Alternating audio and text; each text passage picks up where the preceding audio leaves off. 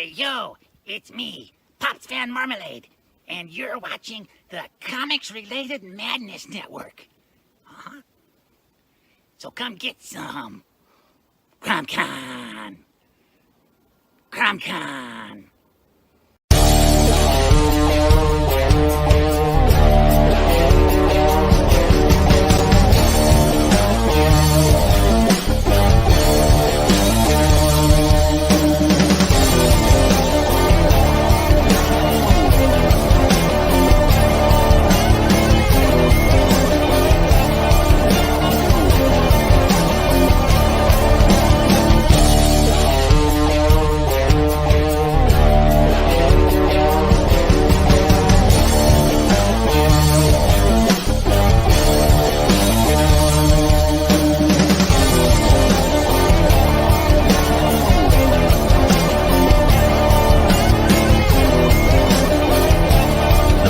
Entertainment Group presents the Madness Comic Network with original programming and additional comic-related content.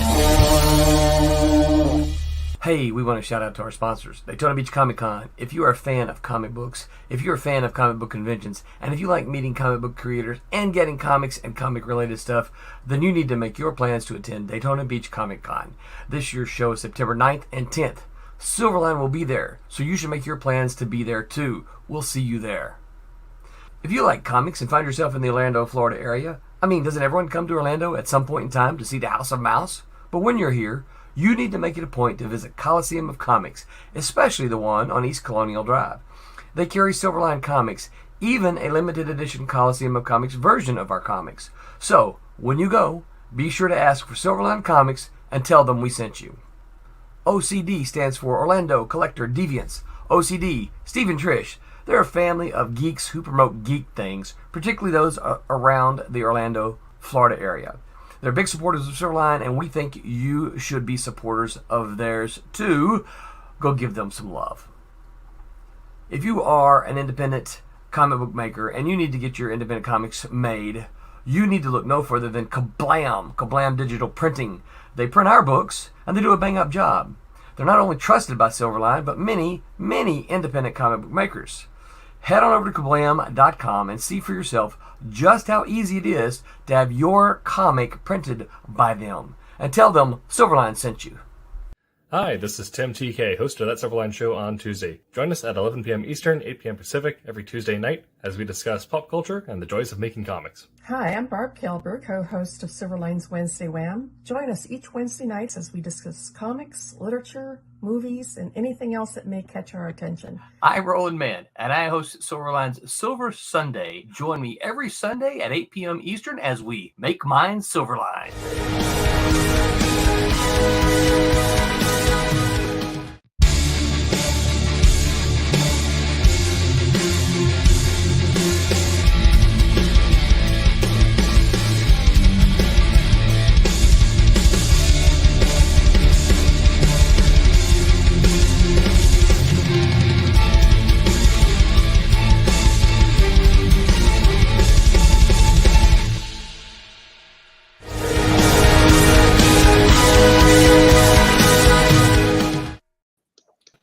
Hello, Internet.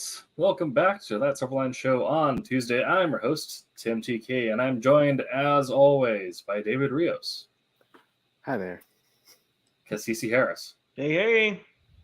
Jose Fuentes. I don't know that guy. And recurring special guest, Roland Mann. What's up, everybody? And tonight we'll be playing Vampire the Masquerade in our second annual session. So we'll be going over that in a second here. However, we do have some housekeeping of our own to go over first. Firstly, if you haven't already, gone over to silverlinecomics.com, where you can find all of our news. We also have tabs there to buy our merch and our comics. However, if you want to pre-order some comics, we do currently have a Kickstarter running as well. 4 days left to get Cray number 1 and 2, and Switchblade.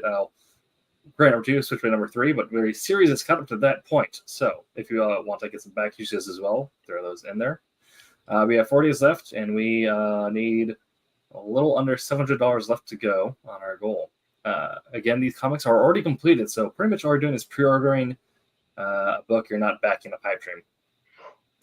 Well, we could run a video here. However, we do also have Roland Mann in stream as well. And he has something of a special connection to both of these titles. Yeah, crap, you caught me looking at another screen. Perfect. So one of the things I was looking at, someone had emailed me about some back issues, and I said, look, here's my thing. I would prefer that you and now listen, I don't want to discourage anybody from ordering any back issues at all, right? But rather than go to Indie Planet, or rather than try to come to us and say, hey, send me this book, what I would rather somebody do is go to the Kickstarter.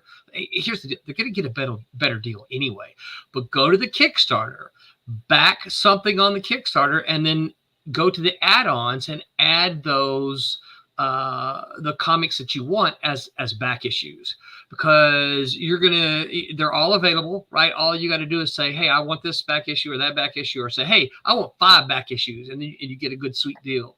And then once the Kickstarter is over, you have a survey you fill out, and then you can just say, hey, here are the back issues I want, and then when I send you your comics, you'll get them all. That wasn't what you asked me, though. What what did you ask me? I'm sorry. Want to give us an elevator pitch on Cray? Oh, sure. Yeah. So I'll start with Switchblade. Switchblade is a story of a guy who decides to take justice into his own hands. He, like many people in many places, he looked around and felt that the justice system was failing him, failing the people that he knew, and so he decided to take justice into his own hands, and he becomes judge, jury, and executioner. Becomes a favorite of a lot of locals because they feel that he is doing the good thing, right? So the example I give is that the story starts off and there's been a couple of guys he chases down who everybody knows raped a young girl, but they got off on a technicality because the police did something wrong. And so in Switchblade's mind, the justice system failed. And so he takes justice into his own hands and makes sure those 2 lowlife scums pay dearly. So that's the story of Switchblade. Cray is I make the argument that every writer's got a barbarian story in them, and this was mine. But basically, it's a story of a young human boy who gets taken as a battle prize by a tribe of mutants, and so he is raised as a mutant. What he wants to do is join the elite Red Guard, which is the human. Basically, it's this fantasy world's versions of the Delta Force, right? And but when he gets in the Red Guard, he discovers that the High Priestess, who's in charge of it, hates mutants and wants to destroy all of them. And so he is conflicted about his life, because all of his life he wanted to be in the Red Guard, and now that he's there, part of what he is tasked to do is to destroy people who are not like him, but who raised him, and they are his family. So that's cool.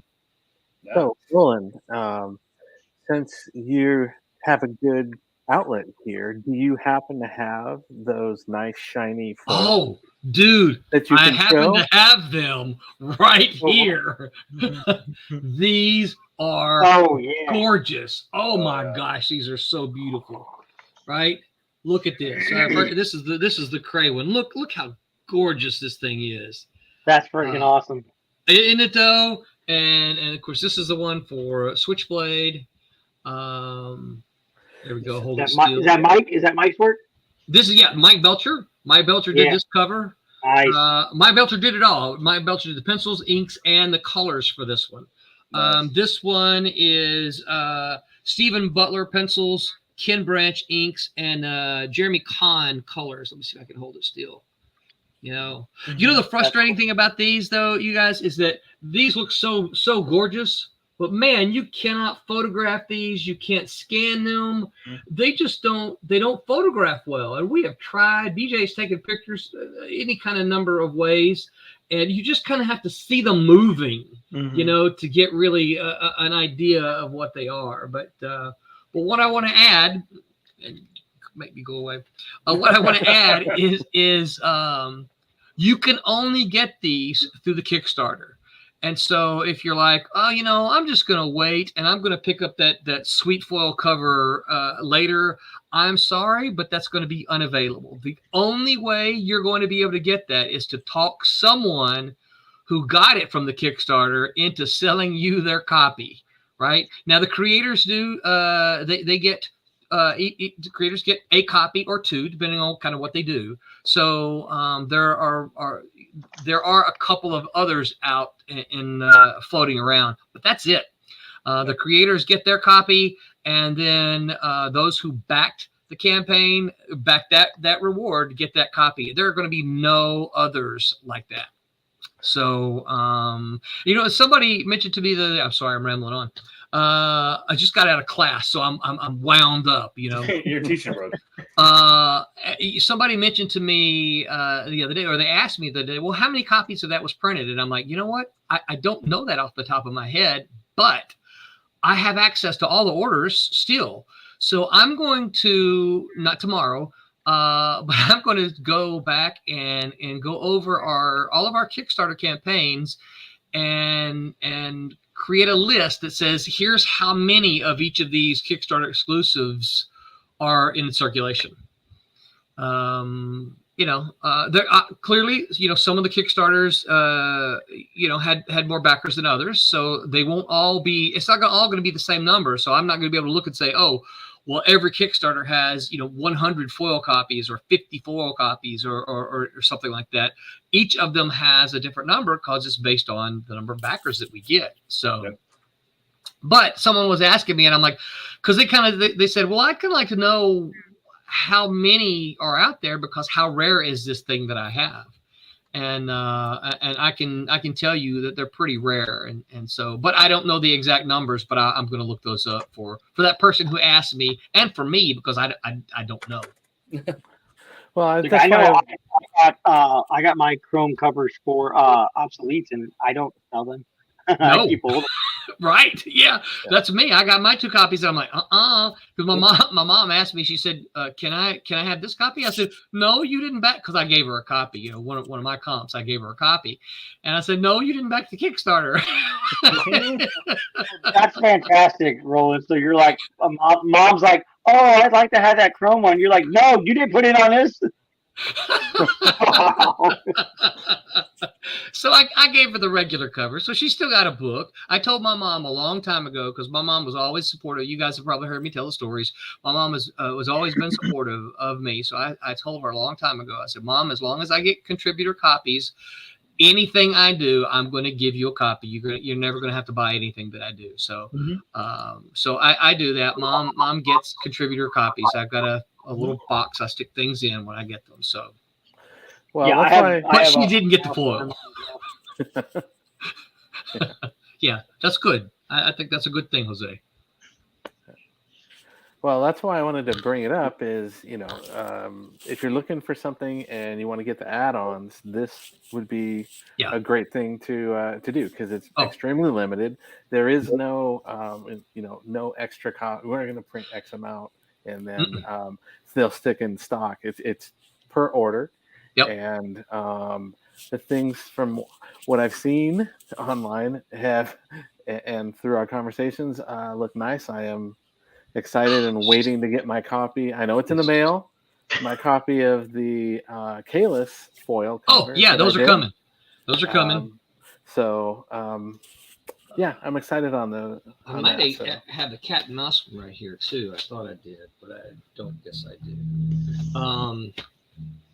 I think I must have put that one up already.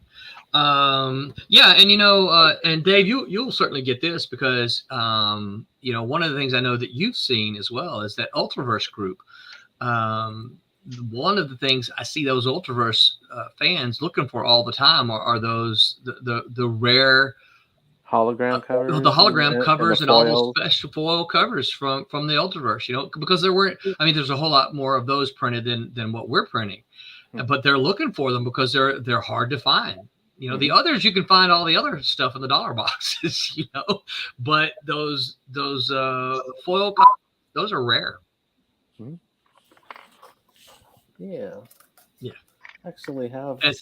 As he pulls one out of his stack. Right. Yeah. Oh, yeah. Avengers Ultra Force. Yeah. See, that's sweet. Nice. But while you can find the Avengers Ultra Force comic, the regular version, in a dollar box, probably finding that foil is not as easy. Yeah. Right. Tim, is that a green screen chair? No, I happen to have my green screen set behind me for when I do my normal streams. Oh, okay. Well, it kind of looks like you're sitting in a kind of a big throne, green screen throne. Although, since we do have some players new to Vampire the Masquerade, the role-playing game, I did wear my fancy vampire jacket so they didn't feel like they were the most ridiculous thing on stream. Sweet. I wish that I had some. Fancy vampire jacket. But yeah. Well, wasn't it last stream you had projected onto that? I did, for a little bit. Yeah. I would do that now, however, it does, because this is running through Streamlabs and not my normal setup. Every time I use the green screen, it kills my performance on the camera. Yeah. I have ordered something, and then I'll shut up. I have ordered something for behind me, right? So, what are you laughing at? So I have this, right? But I haven't put it up because I got something ordered. It was on Kickstarter, and I'm so excited. It's not supposed to come till December, but I'm going to put it behind me, and I hope that it looks as amazing as I think it's going to look. So, it's one of those things that I've ordered it. I spent like $100. Don't tell me where's my wife. I spent like $140 on it, and I've got my fingers crossed that it's going to be everything that I hope and think it is. You'll have to tune in December to see what it is. Okay. Spears rolling. What? I do have. All of a sudden, BJ comes in and spears rolling. What? $140. It's with the spear. Speaking of the cover that you're talking about, Roland, it's sticking to the thing, but here you go. Oh yeah, see, yeah. Ooh, nice. That's Hologram. Full. So David knows this, but Malibu was the first company to ever do full holographic covers. Now, companies had done them where they got a little patch on it. In fact, I edited a book called Necroscope, and it just had a little stick-on, right? It was a tiny little square that they just glued it on the front of the cover, and it was a little hologram. You can find those in the dollar boxes, I think. But though that Mantra, I think all the titles had one. It was, the whole cover was a hologram, and the cool thing is, they were based on sculptures. We had I don't remember who did them, but we had guys do sculptures, and then they took photographs of the sculptures to create the hologram. Nice. Pretty cool process. And they had those in silver and gold. Gold were even more limited. I don't have any of those. Yeah, but awesome. Okay, so go back to Kickstarter. I had already closed out of it. I was gonna move on.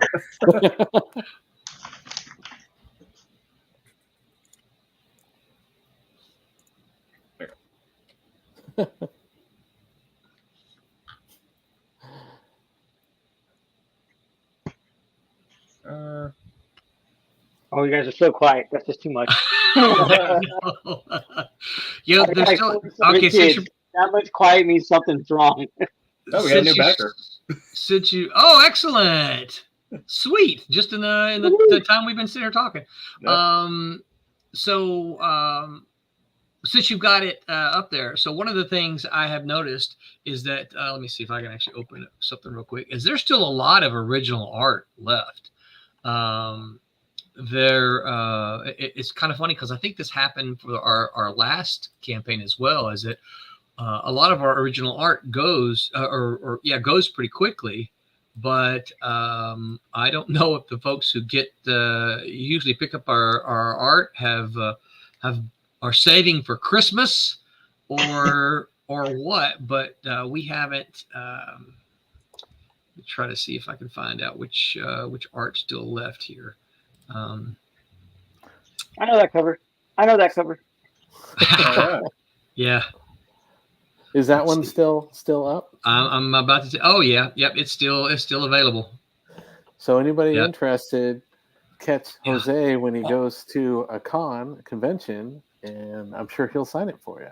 So here's the thing that I don't understand this particular campaign. Every single page of of the original art that you're looking at is still available. Huh. I know. We've got a couple of T-shirts. We've got some back issues taken as add-ons. Somebody added the poster, which I just showed, right?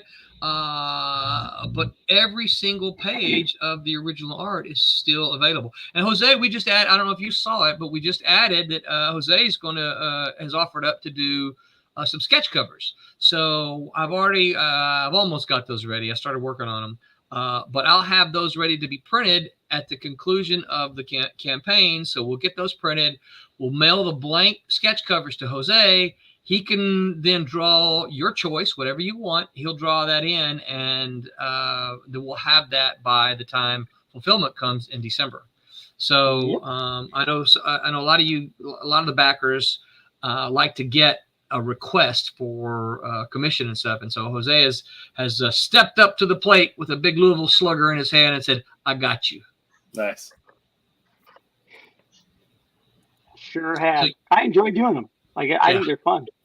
Yeah. So that's something you can do and still get the books. But all that artwork is still available, and you can see there's some gorgeous covers are still left. And if you were the smart backer, you could get Jose's pencils and Tommy's inks on the same cover. Yeah, it'd be awesome. I mean, how often do you get that opportunity? Right. Listen, as I said, I enjoy doing them. Sketch cover. Nice. Sketch cover. Cover. And he really enjoys doing Transformers in them. Right. Yes. I'm a big Transformers fan. But there's also another reason for that, David. You know what that is, right? He can sell those. Yeah.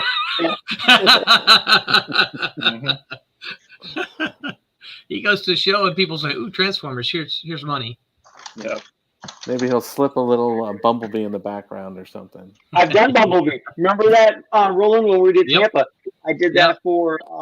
I just drew a blank on his name. Sorry. For the guy that put on Tampa Toy and Comic Expo, I did Bumblebee on a Revolution cover. Barry. Thank you. I was gonna say Brad. I knew it started with a V. Sorry, Barry. Yep. Yeah. So, and those T-shirts are nice too. Caicedo's got a T-shirt, don't you? Oh, I have several. Yeah. Yeah. I was gonna say I was gonna say more than one, but I couldn't remember exactly. Yeah. So thank you, Caicedo, for that. And I think you've got another one on the way, don't you? I think so. Yeah. Yeah. Yeah. So these last T-shirts, we got all of them, but two. Okay. Nice. Guess whose two didn't come in? Mine and my mom's. So yeah, we had because those additional T-shirts there. We didn't do that when we first started doing the T-shirts. We're just like, hey, here's the campaign. You can get the T-shirts for these campaigns. But then we decided, well, what if somebody is a Teen Beetle fan, and they're like, I missed the Teen Beetle shirt during the campaign.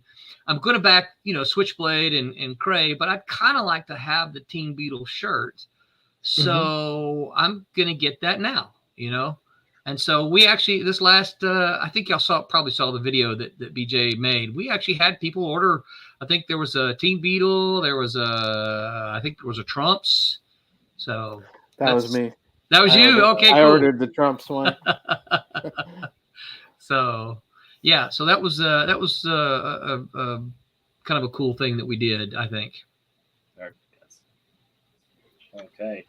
Well, we could let Roland keep on talking. However, we do have a game to play. Listen, I keep trying to shut up. All right.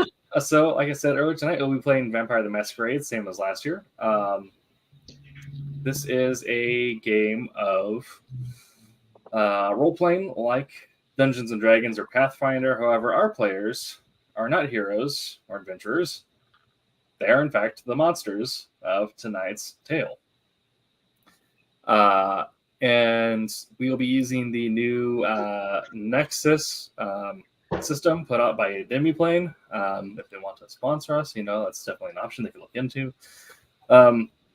And there will be moments where, for most of the stream, it's going to look like a moment of NPR, improvised theater done over radio, where as the storyteller, I'll be issuing prompts, scenarios, and playing the world that the characters are navigating, using their ability to think, improvise, and just kind of throw ideas out there, see what happens. There will come moments where I'll ask a character to make a skill check. And using the Demiplane system, it is rather easy. And where normally you would be rolling some dice like these, which I'll be doing on my end. A player with for instance, this is Roland's character, will he make it? If I asked him to, yes. I love the name. There might come a moment where I ask him to make a manipulation plus subterfuge check. Say he is in a situation where he needs to lie his way out of danger. What Roland will end up doing is he'll click on manipulation and subterfuge. And you see it creates this pool over here, which he can roll, and it'll tell him how many successes he has. Each skill check that I throw at the players has a target number of successes they must hit. If they are underneath that number, then they fail. If they go above it, they succeed. There is a potential for rolling what is known as a critical, which just gives you 4 successes on 2 dice, essentially. However, there are also options that things go a little off the rails. I'll show it on my dice here since it's easier to control. Every character, which if the players have not already done so, should mark that they have 1 hunger in their character sheet. Hey, Tim. Yes. Let me interrupt briefly. Your browser, if you shrink the width of your browser just a little bit. Can I do that? The browser with Willie Make It on it. That should enlarge it a little bit for us.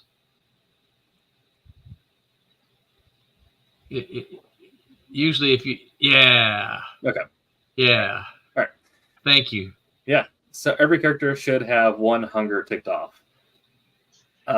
Because as a kindred, the only way to ever sate your thirst fully is to kill a human. I don't see a problem.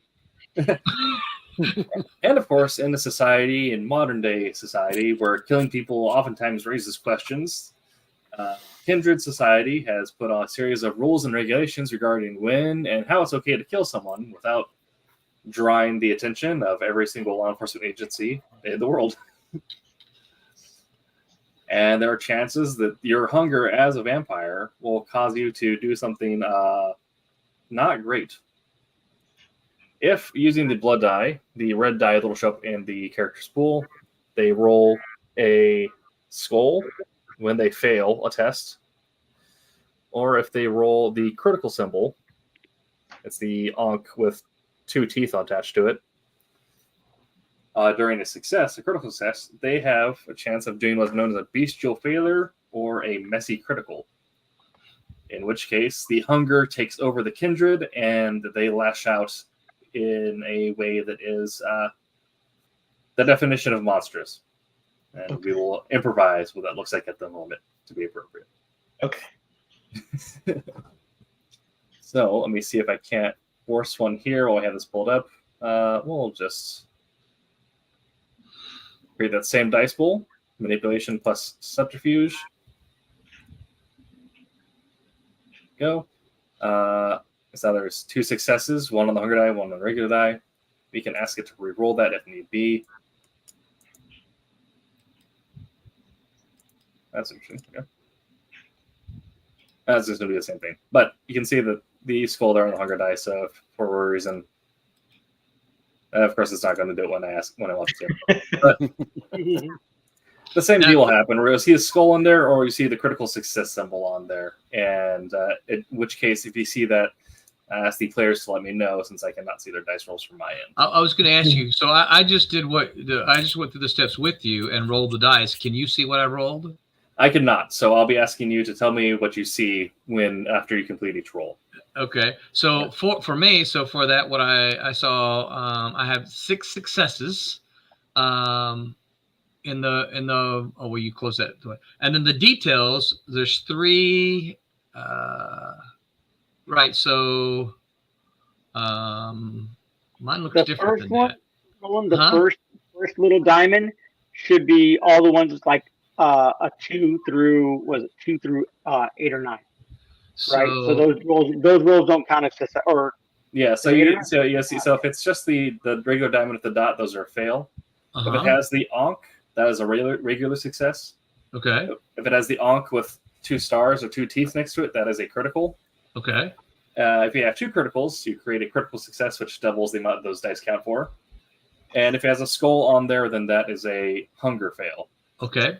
So I have 3 of just the regular. Mine's not red, though. Mine's black.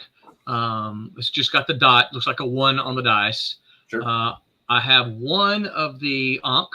I have 2 of the Ankh with fangs.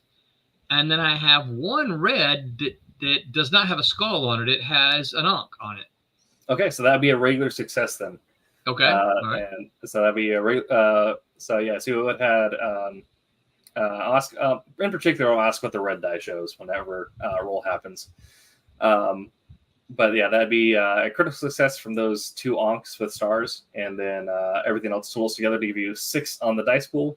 Which, if you're new to the world of Vampire the Masquerade, 6 is very good. Typically, a 3 is considered a medium or average difficulty task. 5 is hard. So rolling 6 means that you were able to accomplish something very difficult in that situation. Coolio. Yeah.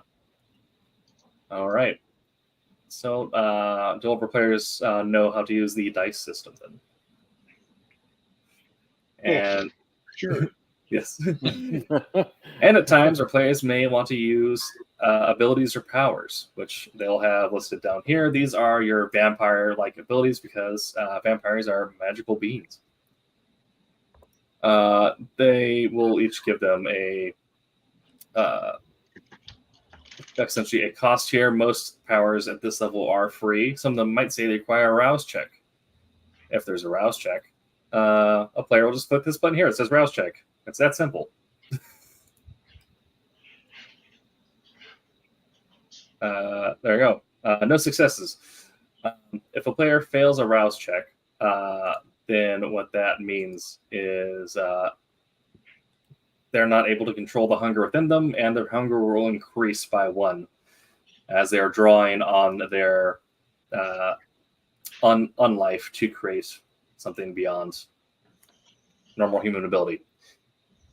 And if you want to, and then once we do that, to actually create the dice pool for the power, the player will just click on the skills listed there, and it'll create the dice pool for them. Oh. Okay. And of course, if there are any questions during the game, I will of course answer them. I did try to make this storyline shorter than last year's, however, it will probably be a double-sized Tuesday night anyway. So everyone is ready. It's a real quick, Tim. Yes. So if I fail the hunger check, right? I Yes, go in and manually click 1 more in the hunger. You right? click 1 more in the hunger, yes. Okay. I just want to make sure. All right. Okay. Well, without further ado, I'd like to welcome everyone to tonight's Chronicle. Someone's dryer is going off. That was mine. Better than a fire alarm chirping, right? Yes. A smoke alarm. That's his powers working. Right. And I'd like to thank Paul Fortune as the audio for allowing us to use the music for tonight's session. Hopefully it's coming through all right. Everyone can hear that on their ears. Yep. Very cool. So welcome to tonight's session, Sunshine State Secrets. I'll go ahead and get my storyteller screen up so I have a reference for things. And so I look more official back here. So, this coterie was active last year, but has had some changes since then. Last year in the city of Orlando, ruled by Anarch Baron Rick Hernandez, this coterie was tasked with silencing some witnesses, some mortals who had witnessed a pair of kindred feeding. Of course, for any member of kindred society, the masquerade is the most sacred law that they can hold. Humans must never know that vampires exist. That is the law by which all vampire society is held together. If anyone breaks that law, kindred or otherwise, a coterie known as a Vim is tasked by the regional Camarilla Prince or Anarch Baron with tying up any loose ends. This coterie is one such group of Vim. Of course, we have the returning frontman of the character, Willie Make It, as well as some new faces in the group as well. I'll ask Jose, are you returning as Jack, as Spade? I am. I just forgot how to change the name.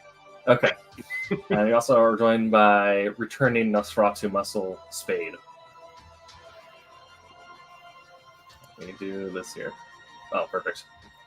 Okay. For our group, most nights go by like any other. They wake up sometime around sunset. If they're feeling particularly thirsty, they feed in a way which, of course, does not break the masquerade, as they, of course, are the law keepers of kindred society, and they must set a good example. They complete various uncharted tasks, or hang out at the local haunts and elysiums, whatever way they choose to spend their evening before returning back to their havens to sleep throughout the day. Some members have joined recently, some have been around for a little bit longer, others are considered veterans. This in particular night, 24th of October, 2023, the sun has recently set on Orlando.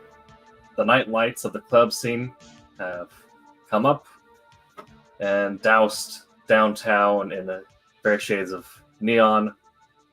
If you were to drive by the Park District, you'd see Universal is packed with bodies for Halloween Horror Nights.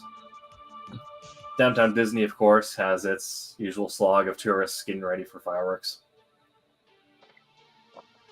And somewhere in the midst of all this, Willie Make It is about to receive a phone call. Willie, can you please describe your character and what you're currently doing to pass the time and any given night where you might have downtime? So I am currently at downtown Disney enjoying a ice cream cone as much as I can and looking at all the potential feed that, you know, somebody that's lonely and walking around, somebody that I might just follow that night. That's what I'm doing. I'm just hanging out. Okay. Similarly, I don't think it's called Downtown Disney anymore, but That's where I am. That's what everyone knows it as. It's like Right. Everyone gets Twitter. Right. Yeah. Good. Similarly, phone in pocket, but not yet raining. Okay.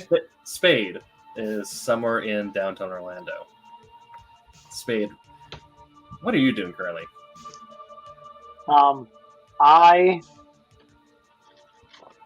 have caught the scent of a particular Full Sail student, and I kind of had my eye on him a couple days ago, and I'm going to partake of late night breakfast. Sure. If it's a recording art studio, you might have to smell your way through the weed.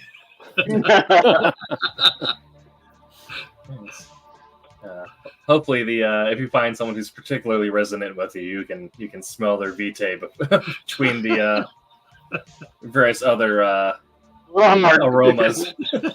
Yeah. All right, David. Can you please give us your character's name, describe yourself a little bit, and also tell us what you'd be doing on this night?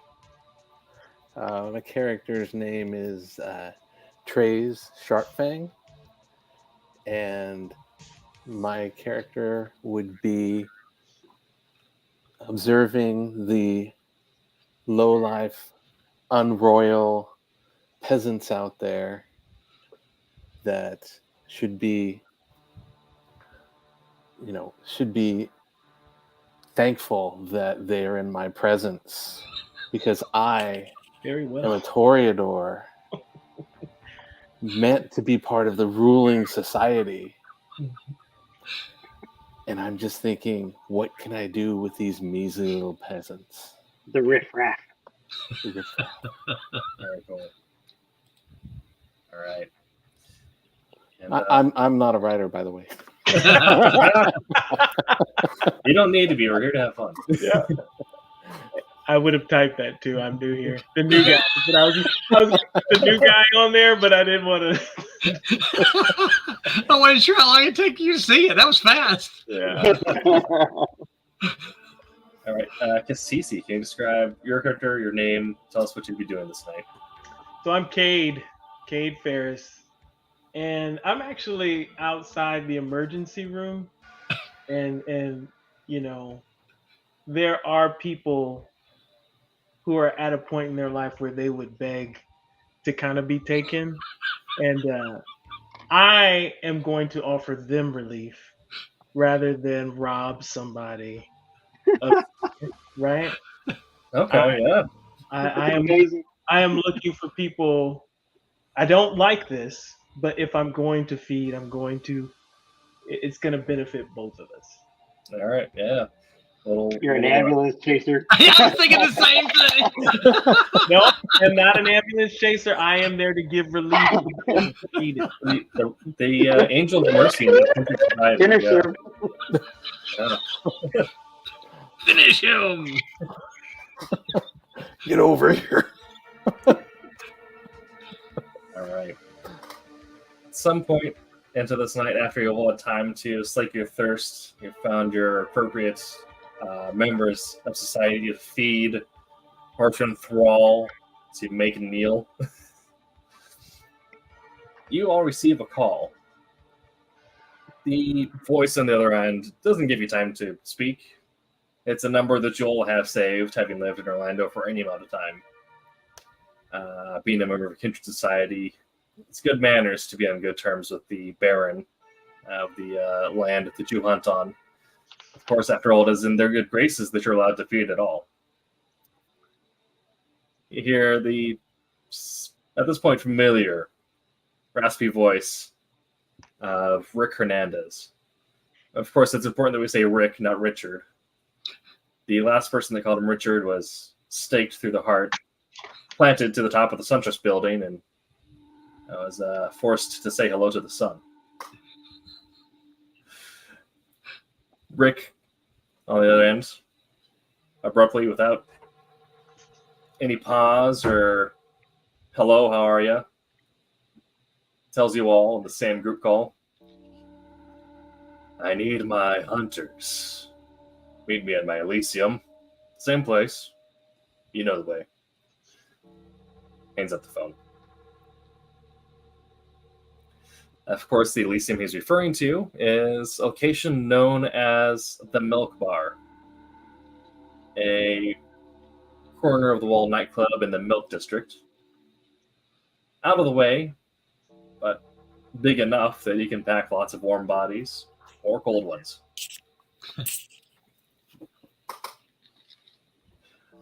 I assume you'll all meet there. I'm calling an Uber. Yeah, Do I get his Uber message on my phone? you get the group share request. Yeah, the ride share request. So I'll pick up on the way. Oh my gosh. Okay. That's what familiars are for. Yeah. Yes. Trey's just turns to a mortal that you have formed a blood bond with, one that is enthralled to you, that will act on your behalf without question. One of the ways that you can get around violating the masquerade by bringing mortals into kindred society. And they drive you in. Of course, at some point, they may have driven something like a Honda Civic, but you could be seen in that, so you probably upgraded them. All right. It's a Accord, baby. Accord. There we go. Tesla. Honda Accord LX. All right. The coterie gathers outside the Milk Bar. Compared to the rest of the neon lights of downtown, the Milk District is interesting. It is the center of street poets, alley artists, and the alternative culture scene of much of Orlando. So not much to do for want of neon lights, but plenty of hookah lounges, late night cafes, and the Milk Bar. Location with a dim neon light out the front. Classic style saloon doors, which seem kind of out of place, but knowing Rick, it matches his personality. And a blood red pulsing light on the inside of the bar as some form of electronic music is playing. Continue. Yeah, exactly. As you enter in, there are plenty of other kindred, a few mortals who just kind of appear to wander in because they like the vibe, probably wearing too many fishnets, and enjoying drinks of a hue that you can't really make out. The red light is good at obscuring the color of your beverage of choice when you don't necessarily want it to be known. You enter in. Rosa, the familiar assistant of Rick, Tremere, with her hair done up in a bun, glasses a little hanging off the nose, so you're not sure if you can actually see through them, but they're there nonetheless. Oh, good, you're all here. Rick's in a bit of a tiff. If you could all just please go upstairs right away. He needs to see you. We head upstairs. Yep. Okay. Entering in upstairs, they have the definition of a back alley office for a nightclub such as this. It's a little too cramped, a little too grimy, especially compared to the reputation that Rick has. He's been in the game for a long time, but maybe because he keeps such a low profile is why.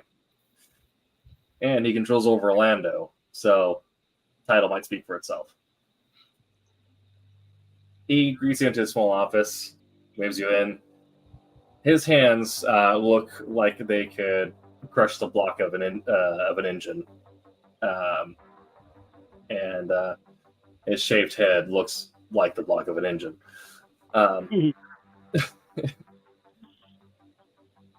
Compared to last year, when he received a similarly urgent call, he seems a lot more willing to break bread with you guys. Now you've established yourself as well with how well you handled it. And the two new members of the coterie in the meantime have bloodied themselves well enough. Right? Let the boss do the talking. Prick, it's so good to see you. You are so awesome. I'm just so thankful that you call us here. What can we do for you today?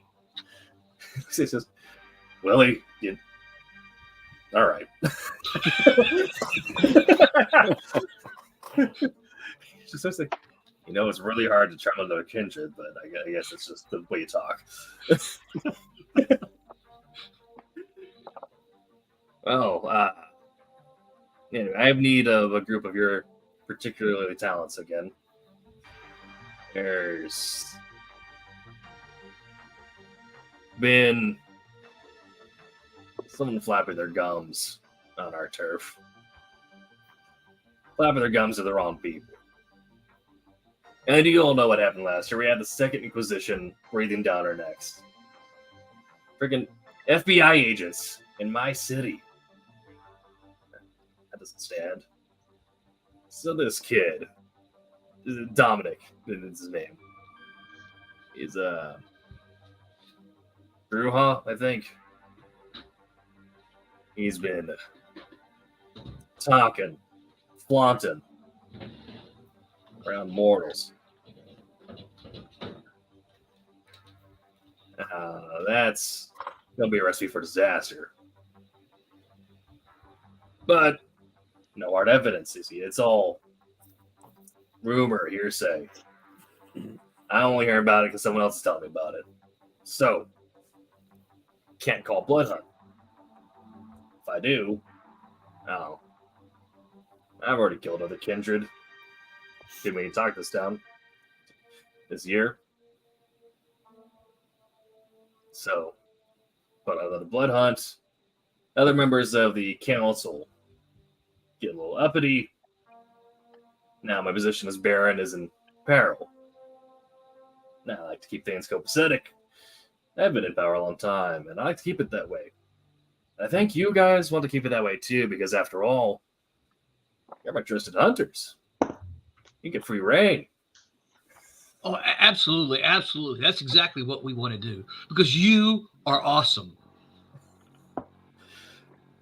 Willie, I gotta make my head bigger, man. So if I'm hearing you, we need to find this Dominic, but we need to make him talk.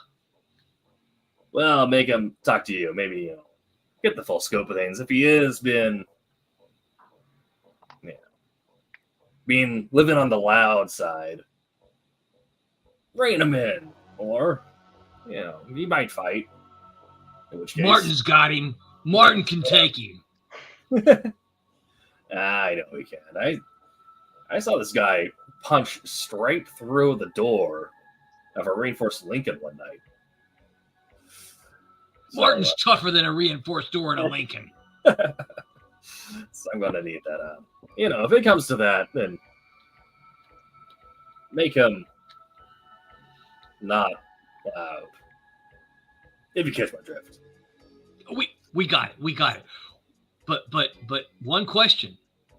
Where should we start looking? Where's he at? Where Orlando's a big place, Rick. I mean, you got a huge kingdom because you're so awesome. Where should we start looking? I have a big kingdom because folk like you, you cut the thread of threats that might undo my work. Well, I don't have exact location, but the same people who told me that Dominic's been talking tell me he's been frequenting a place known as the Velvet Parlor.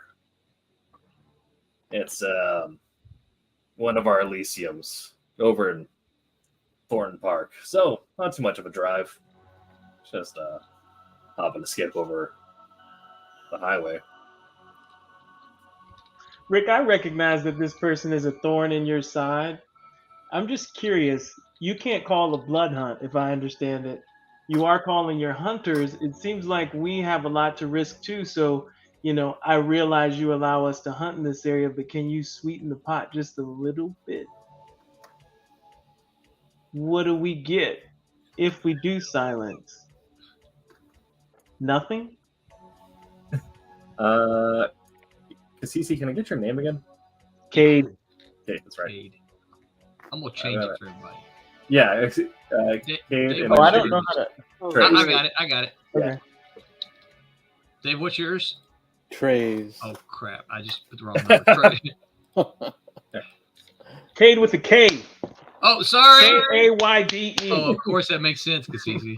I got you. Trays would be when you get Kayde. And guys, if I'm not supposed to ask questions, you need to tell me. But I'm Why? just curious. I don't want to impede the game flow. But I'm play as much Vampire the Masquerade as you want. Yeah, that's right. Dave, So is that spelled right? No, it's TREIZE. Wait, he's spelled like Trace right now, like Trace Leches. TREIZE. Okay. My favorite. All right. How's that? Is that better? Yep. the royal. All right. Okay. Rick looks at you, Cade. He points a massive finger at your face. Mm-hmm. Now, Cade, I get it. You're new here. You came over last year or so. And I know you did some shit out east. I don't want to hear about it. So I'm not going to push it. You guys want a little reward? Well, I will admit this is going to be wet work either way. I can't imagine it's going to ruffle some feathers. How we decide to handle this. So I'll give you a deal. Dominic, his coterie went defunct not too long ago. Their domain within my barony. Well, if Dominic's gone, it's up for grabs. And normally that returned back to me to dole out as I see fit. But maybe we save the council time on paperwork. A direct acquisition, if you will. Fair enough. Yeah. That was a great idea, Cade. That is so fantastic. And Rick, that's super, super generous of you. This is why you rule. Oh, we're gonna open up another Del Taco.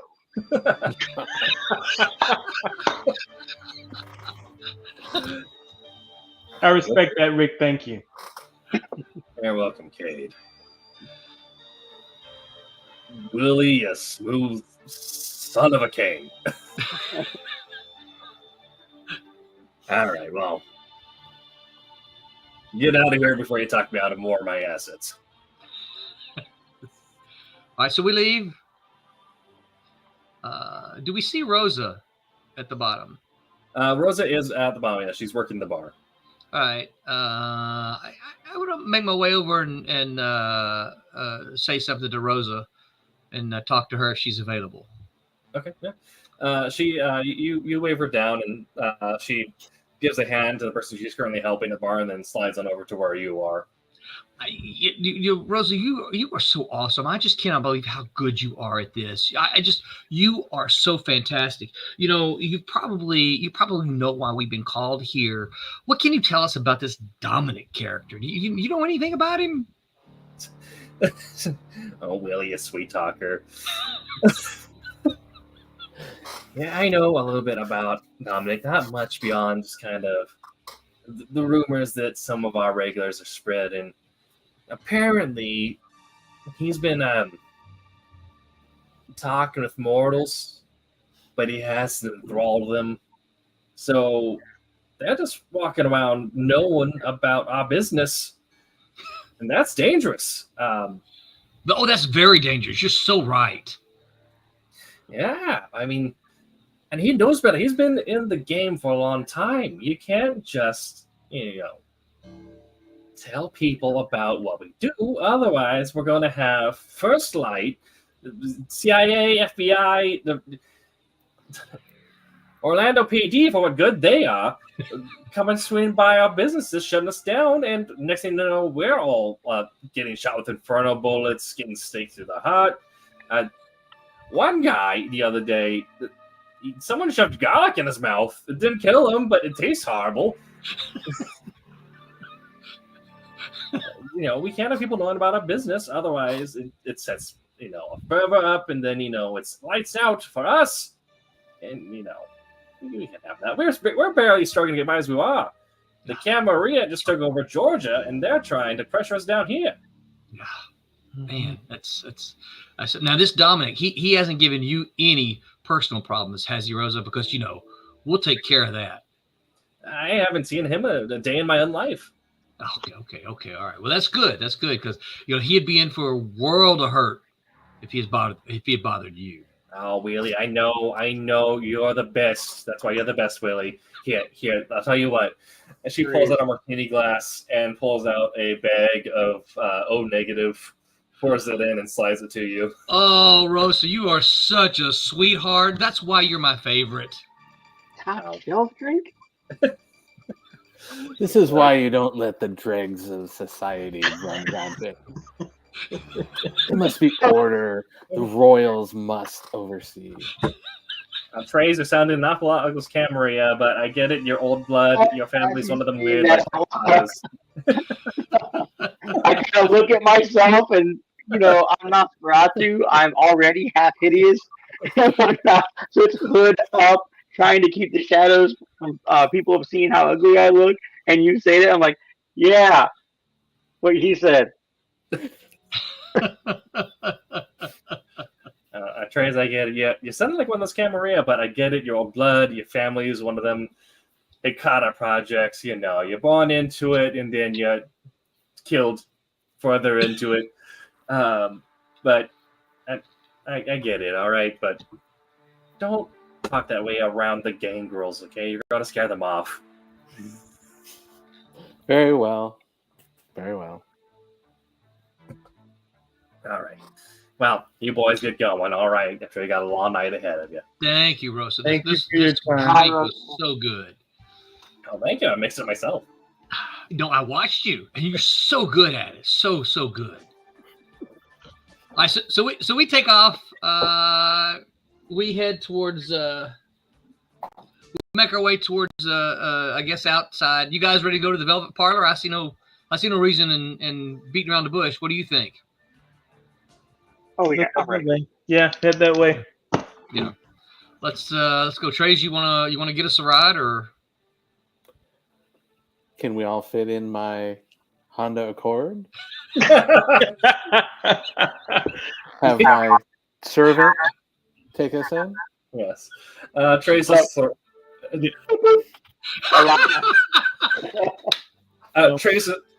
Trace's thrall pulls up on the Honda Accord. Of course, it is the LX, so it is a little longer. Oh my god! The gold emblems glistening in the through the moonlight. I'm assuming Trace gets into the front seat with the extended legroom. Yes. Once the servant, my familiar, opens the door for me to put me in. Yes, of course. And the thrall does the same thing. He walks down, pops the side doors, but doesn't hold them open for you. Just kind of walks back into the driver's seat. I'll sit on the hump, guys. All right. Fair enough. And I sit down. I'm doing like a little kid, like shifting around, looking at all the buttons and stuff like that. I drive a POS Chevelle. This is fancy. In the night lights of Orlando, you guys cross over from the Milk District, cross over the highway into Thornton Park, where the nightlife is popping off. This is where the neon lights are. This is where all the dance clubs are. At some part, you imagine some group of goth kids is doing the blood rave scene from Blade. Mm-hmm. Not actually knowing the terrors of On Life.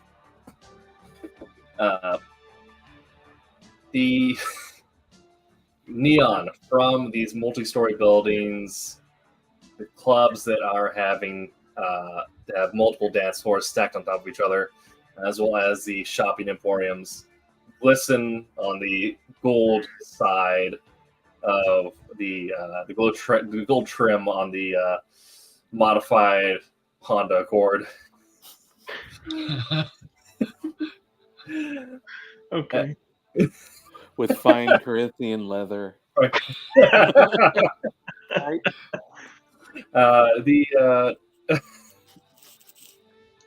Do you think that you got the extra large muffler so that you roll in complete silence, or did you get the muffler taken off so that people can hear you coming? Well, they must hear, right? I mean, they must hear, right?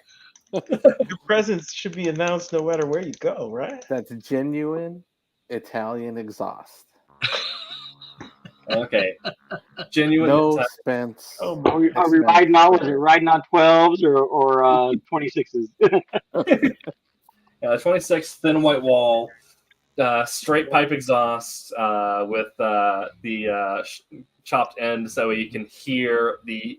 It's not overpowering, but when Trace pulls up, you do hear a rumble. You do catch the eyes from some individuals that are at this point close to midnight walking the streets of downtown. Eventually, the thrall pulls over to into an alley next to another multi-story club. This one, full neon, full illumination.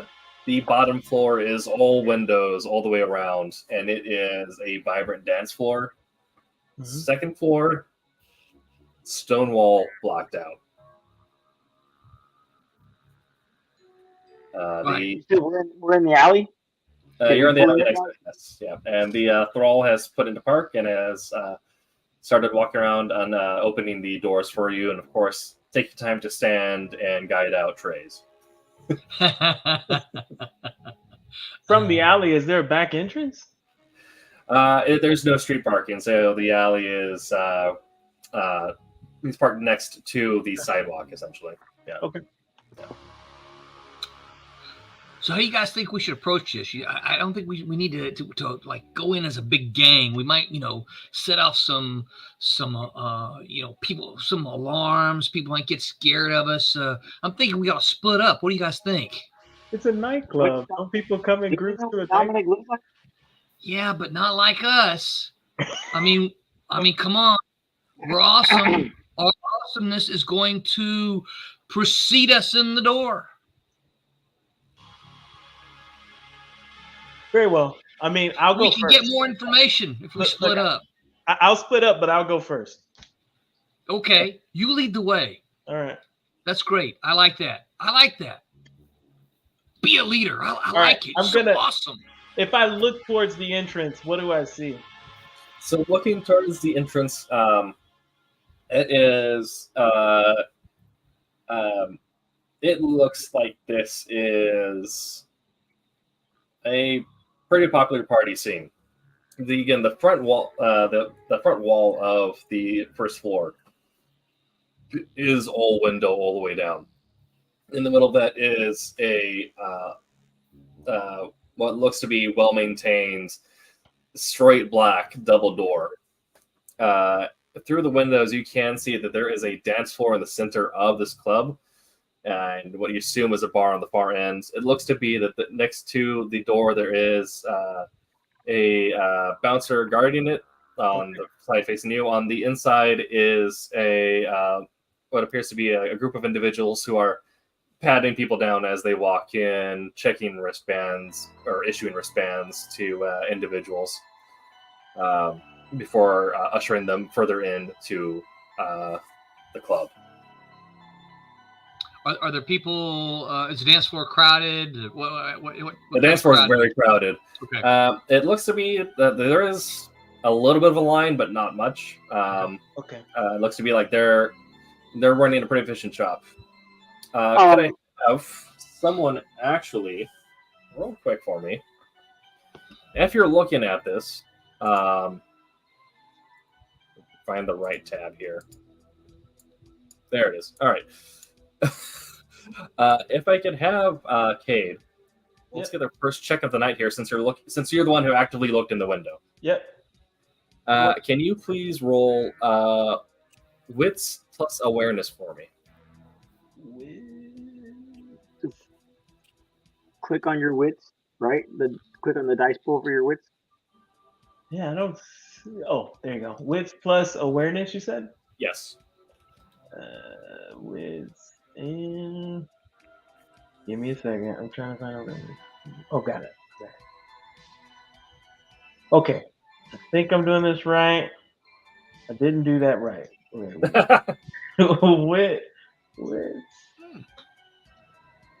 Okay. Wits and awareness.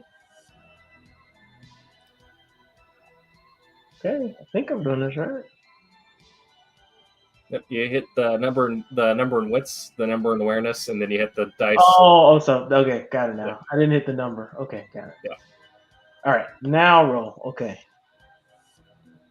All right, so I got 2 of the black dice with the ankh with the 2 diamond things or teeth next to it. Okay. And 1 with an ankh, and it says success 5. Success 5. Okay. What did your red dice roll? 1. Yeah. Was it a fail or was it a? You didn't get any special symbols on your red dice? I did get an ankh on it. Oh, okay. Just perfect. Okay. Yeah. If you roll a critical success on the red die while you also roll a critical win, that's when you get a Mitzi critical. So if you just roll normal success, then we're good. Okay. Yeah. All right. So, but with that many successes, yeah, very easily. I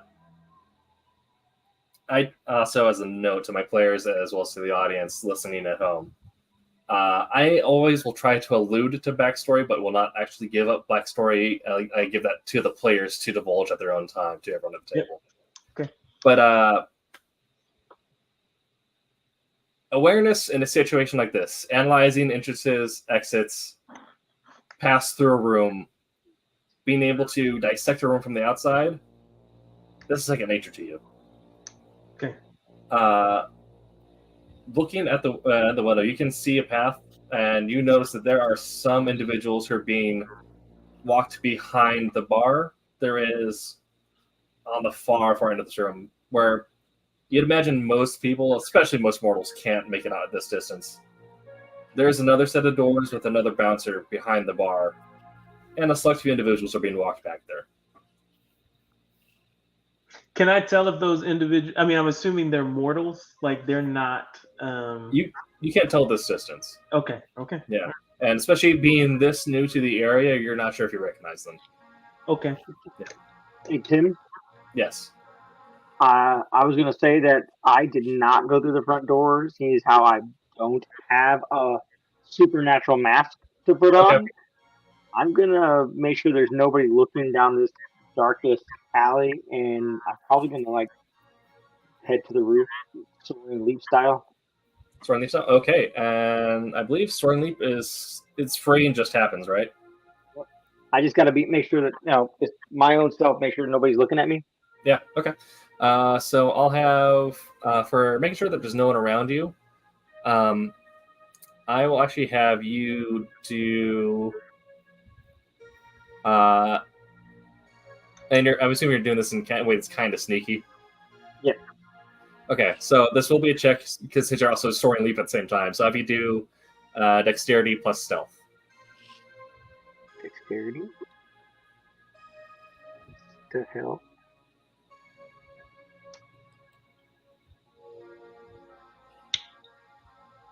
One success. No, wait, that says rouse. This says dexterity. I got 1 red and 1 white, and then 2 whites for stealth. Did you hear me? Yeah, I'm trying. How many successes did it say you get for dexterity plus stealth? Oh, it helps if I roll it, doesn't it? Yeah. 2 successes. 2 successes. Okay. Okay. You look around. You're pretty sure there's no one else in the alley with you. And you figure there's a way that you can probably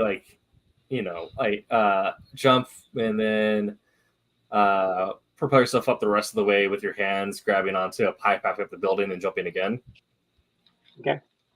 Easy enough. You can soaring leap up to the top of this building. However, you misjudge your velocity. Obvious. Yeah, you land a little loud. There's a kapunk on the roof. I'll do a luck check for you. Okay. As you look around, there's no one there, but there's definitely a raven that is looking at you hard. Okay. Have I gone through the door yet? I didn't say that I did, but I want to go through the door, so I'm trying to approach the bouncer right now to go through the door. Okay. So skipping the line and everything. I'm skipping the line. Okay. Not even paying attention to him. Nope. Right. Walking straight up to the bouncer. So you, having just pulled up in a gold-plated Honda Accord with an extension. Obviously, I belong. Yeah. Most people don't even know that these are options you can get.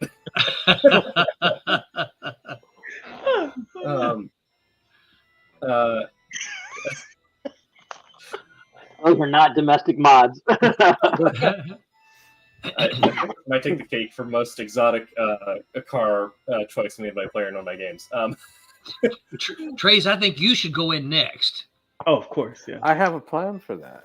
Oh, okay. I'd like to hear it. I love this, yeah. Okay. Cade, you approach the bouncer first, Trace behind you, and then Willie at the rear. What actions is everyone taking? I mean, I'm trying to get the bouncer to let me in, so I don't know what.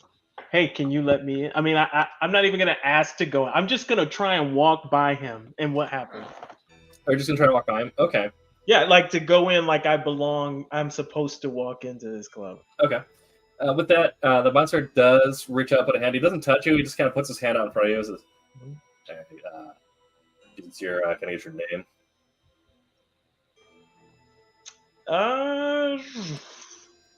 I'll tell him my name. I'm Kate. I'm supposed to be here. Weird. Okay. I'm gonna. Yeah. Bouncer, you are such a great bouncer. Oh my God. I don't think I've ever seen a better bouncer. That was awesome the way you handled that. Okay. I put my hand up. I stop Wiley. Stop him in his tracks. I approach the bouncer. And I use my dominate and compel to convince the bouncer that my assistant Wiley is going to get the door for me and my compatriot Cade, so he can let us walk right past him into the bar. Okay, I like it. That's fantastic. Are you using you're saying you're using dominate, you are using power. Are you using? I didn't see the powers you have there. Let me actually get. It's compel, charisma, and dominate. Okay. Yeah. And I'm assuming there's no rouse check on that. What is that? Does it say free or rouse check in these? It says free. Okay, so yeah, just click on the charisma plus dominate. Okay. And then roll. Yep. Roll. Success 1. Oh no. The black die has a 3 with a dot on it, and then the red die has an ankh with a 1 next to it. Okay. So I guess it's total at the top says success 4. Success 4. Okay, perfect. Yes. Okay. Success 1 was under charisma and dominate. So. Yeah. I was about to say we're about to fight the boss right now. It'll tell you the total number of successes at the top there. So just give me that number, and then I'll ask you to tell me what the red die presents if we need that happening. But so it said total successes 4. 4. Okay. Well, he rolled 0. So on his resist. So the morals. That sounds. Yes, Mr. Trays, of course. I recognize your assistant, Willie, and Cade. Good seeing you. I'm sorry about that. Step on in. Darn right. You do notice some clamor coming up from the standees in line, and the bouncer kind of moves between you and the standees. I was like, all right, everyone, settle down. They're VIPs. The rest of you, come up, show your ID. As we're walking through, after Trays and Cade have made it through, I pat the bouncer on the back and I say, "You've done a fantastic job." And then I say, "Forget." Okay. All right. Roland, can you please click on the cloud memory ability there? I will. So I've shared my screen, so you can see it if you want to maybe direct me from there as well. Yeah. If I pull you up, I'm going to kill the music, but we'll do that for now. Oh, okay. Yeah. If you go down to your dominate powers. All right. And hit the charisma plus dominate. Oh, where the dice comes up. Okay. Yep. All right. And then there. All right. And then roll. And roll. All right. All right. 2 successes. Okay. And nothing on the hunger die. Okay. Okay. And on a moral, this just happens. So, okay. He looks back and says, "Thank you." His eyes kind of glassed over at that, and he goes back to talking to the standees in line. And I follow Trey and Cade in after that. Now I'm making my way to the back bar. Okay. Yeah, you do so. Trey's up beside you and really behind you. After seeing, I'm going to stop on the dance floor. I'm going to look. I'm going to look for some attractive females, and I'm going to try to worm my way into dancing with them. Okay. Dun, dun, dun, dun, dun, dun, dun. That's the Roxbury going. Yes. Someone on our YouTube, please clip that and make it a GIF.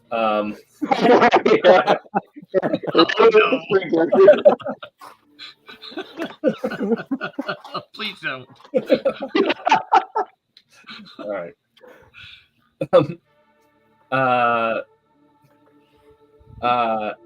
Yeah, I'd say easy enough. You do have a natural charisma about you, being a Ventru, but also a successful Ventru.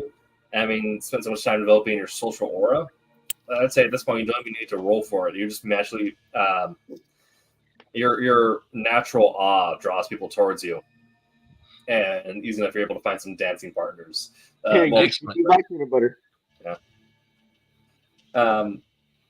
Cade and Trey's walking past the scene to the back. The individuals that were at the front of the club, after seeing the usher guide stand aside to let you just walk past the line. Of course, they don't bother you at all. And as you make your way towards the back, you see that there is a individual at the bar working in the corner, posted closest to the store. And as you walk up, he says, "Anything I can get you fellas tonight?"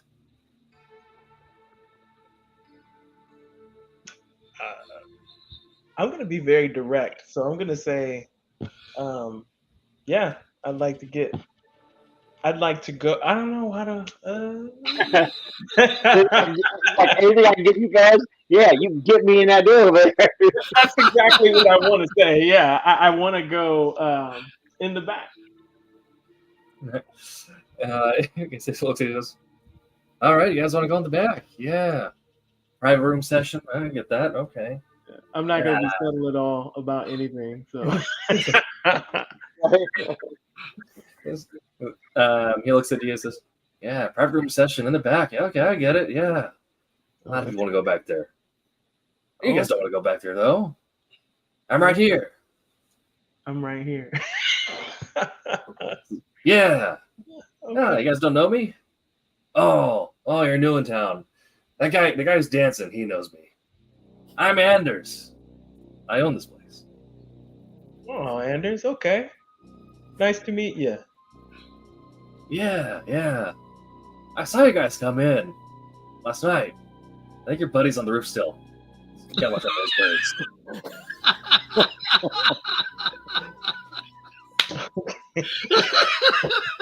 Okay. Like me, I'm chatting with a crow or chatting with a raven. When I first saw this, I thought I was going crazy, and then when I woke up tonight, it happened. It's cool. Okay, so tell me, why don't we want to go back? I mean, you run a pretty good establishment. Why can't I go back there? Oh, any other night you'd want to go back there for sure. That's where we cater to people like us. Oh, But tonight, I'm going to help you here, and that'll set you up for your journey forward, Oh, okay. Well, the families like to be, shown all the areas. The families don't like to be restricted. Oh, yeah, man.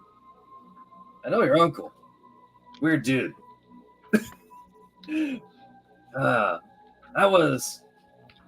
I just bought this place when he got turned. What? Yeah. How you guys liking the unlife? I know he looks at you, Cade, and his face goes blank for a second, and it is the most unnervingly still image of a person looking at you that you have ever seen. Okay. You just got turned. In a real bad place, too. That's crazy, man. Yeah, but we don't want to talk about that. I know you don't. Trace, this is like your whole life, man. You're born into it, and that's gotta be wild. Knowing from such a young age what would happen when you come of age. We don't talk about that either. Okay, yeah, I get it, man. I get it. Listen, all my people here, hey, they know they're cool with you. They know what you're here to do. I told them last night when I found out. You're looking for There you go. I was gonna ask, what do you think we're here to do? You're looking for that one kid, fat mouth. Yeah. You guys got to handle that carefully. Do you know where that kid is right now? I have an idea. Fat mouth kid. He likes to talk about where he hangs when he hangs here. It's kind of weird. It's like he's cheating on where he hangs. Well, do you know what would make this go so much quicker? Direction. Direction? Be direct. Yeah, I can do that. But I can tell you this. No matter what you choose, war's coming. That's why. This moment right here.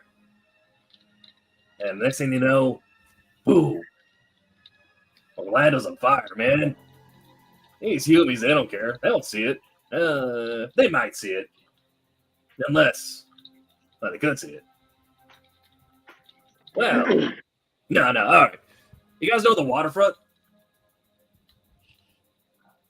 Of course. That's ground zero, man. That's where you guys are going to start a war. It's wild. The waterfront, eh? Yeah, there's like a factory. They used to make like steel pipes and crap. Stopped doing that a while ago. Dominic's people, they got that place and they hunted from it. Then most of them died. And then Dominic started hanging out with his humans. They started talking. And then he came here and started talking here. And then I saw you guys. And now I know you guys. I met you guys tonight. Yeah. I tell you what. When you guys left here last night, some dude tried to start a fight with your friend. So, you might want to look out for that. cutting back to Willie. Okay. You're dancing with several individuals. They're all finding you incredibly attractive. Your awe is just, you're glowing in their eyes in this moment. Okay. Some guy, kind of a meathead, taps you on the shoulder. What's up, fella? You're dancing with my girl, bud. Oh, she's an awesome dancer. Why don't you join us? Can you, for this, since it is going to be a hostile individual? Okay, all right. Can you please roll your awe for me? Hit manipulation plus presence. Yeah. What am I rolling again? So in your presence abilities, you have the power awe. So hit the. Okay. Yep. It's just that. Yep. The just the manipulation plus presence there. and presence. Yeah. All right. I roll it. I have 4 successes. I'm still sharing the screen if you want to show it. I have 4 successes. 2 of the first 2 are the black dice with a single dot. Then I have 2 onks. Then I have 1 onk with fangs and 1 red onk. 1 red onk. Okay. Mm-hmm. All right, yeah. So with that, he looks and says, "All right, I guess I could dance." Starts dancing with you. Oh my god. Back at the bar, Anders is just like peeking over your shoulder, just enthralled by the scene happening on the bar, on the dance floor. Goes, "Oh no! So that's what's happening right now. That's cool. Saves me paperwork. I hate having insurance hates when fights break out. So yeah, abandoned factory at the waterfront. That's where you guys want to go." So I'm gonna turn to Trace and say that I'm going to look for Martin to tell him that we're headed to the waterfront. "Oh yeah, your buddy. He already knows." Oh, very well. Cut to the rooftop. Martin, after making eye contact with this raven, you already alluded to this, but I imagine as a Nosferatu, and having this experience, you're wildly familiar with animal familiars. You've had a very good conversation with this crow. Right. Wow. Walk with it a little bit. It walked with me. I Does get it have James Earl Jones's voice? I know, right? Yeah, if I could actually do that voice, it would. Raven. Everything the light touches. Yeah. But no, this bird, it's talking to you. When you're hearing Anders' voice, being in the city for this time, you're familiar with Anders. I was gonna say, have I met Anders before? You have. He's Okay. one of the older kindred. He is a Malkavian who's been in there for well over 100 years. And so you're talking to him, talking through this bird at the same time he's talking to these 2 individuals. And he's giving you the same warning, saying like, "Yeah, man, abandoned factory at the waterfront. You guys are going to start a war. I know you killed a lot of people. That's kind of like your whole thing. It's cool. But like, now a lot of people are going to kill a lot of people. I mean, you can maybe find a way out of it, but you can't. Well, maybe you can."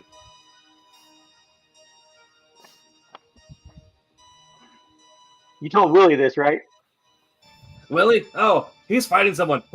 He's dancing with someone. He was going to fight them. Now they're dancing. Your new friends are cool, though. Are they being respectful? I think so. Nope. Maybe they're not. I don't know. I like them. I don't think they need to be respectful. I think they do their job. Waterfront. Waterfront and factory. Yeah. Used to make pipes. Thank you, Anders. Yeah, man. Enjoy. Appreciate you. Okay, so we need to go get Willie, right? Because Willie has no idea what's going on here. So okay, if Martin already knows, we're gonna go grab Willie and head to the front door. I don't know. You had to phrase it like that. Okay. We're gonna go grab Willie and leave the establishment. Welcome to the second annual Silverline by Night, grabbing Willie. Oh my god. That's a special bingo card. Yeah. Somebody grab Ursher off the dance floor. Okay. So I go with them. I tell the girls that they're awesome, and I tell the dude to be nice and keep dancing. That he'll be as good as the girls one day. He just got to work hard, work at it. He could do it. With this, like, oh man, I know. Thank you. I'm thinking about taking up lessons. That's a great idea. That's a super idea. Start with the Tootsie Roll. And so then I'll follow Trace and Cade out. Okay. You'll come out. As we're walking out, I'll ask them. So I guess you guys found out where we're going, huh? What's up? Waterfront, start a war, kill people. That's what we got. Minor inconvenience. Yeah, Dominic is supposed to be at the waterfront, apparently. Oh, okay, gotcha. Little did you guys know that's the whole reason Willie took off to the dance floor, because he knew exactly how Anders talks. So he's like, nope, I'm not talking to that.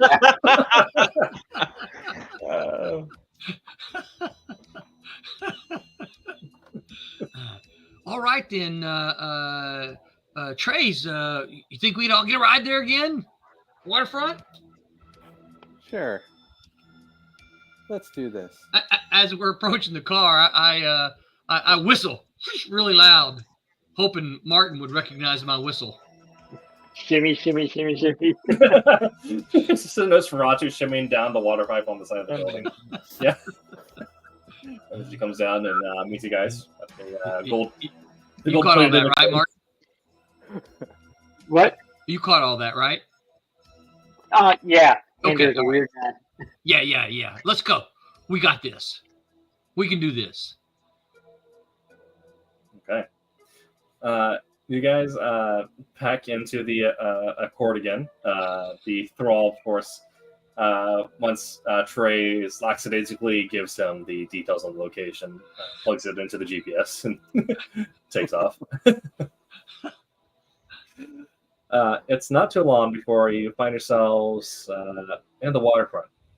This time of night, a little bit of traffic, but it's mostly died down. So crossing over the districts over to the lakeside aren't too bad. And you find yourselves outside the steel gate of an abandoned factory. It looks like there's still some industrial equipment that's been left over, but there isn't any abandoned notices or anything like that. It's not up for auction. Don't notice any tape, but no vehicles, no signs of life. Several of the windows look patched over. The thrall gets out and opens the doors for you. Okay. I'm curious. I'm curious. Since this is supposed to be the site of a war, can I sense anything that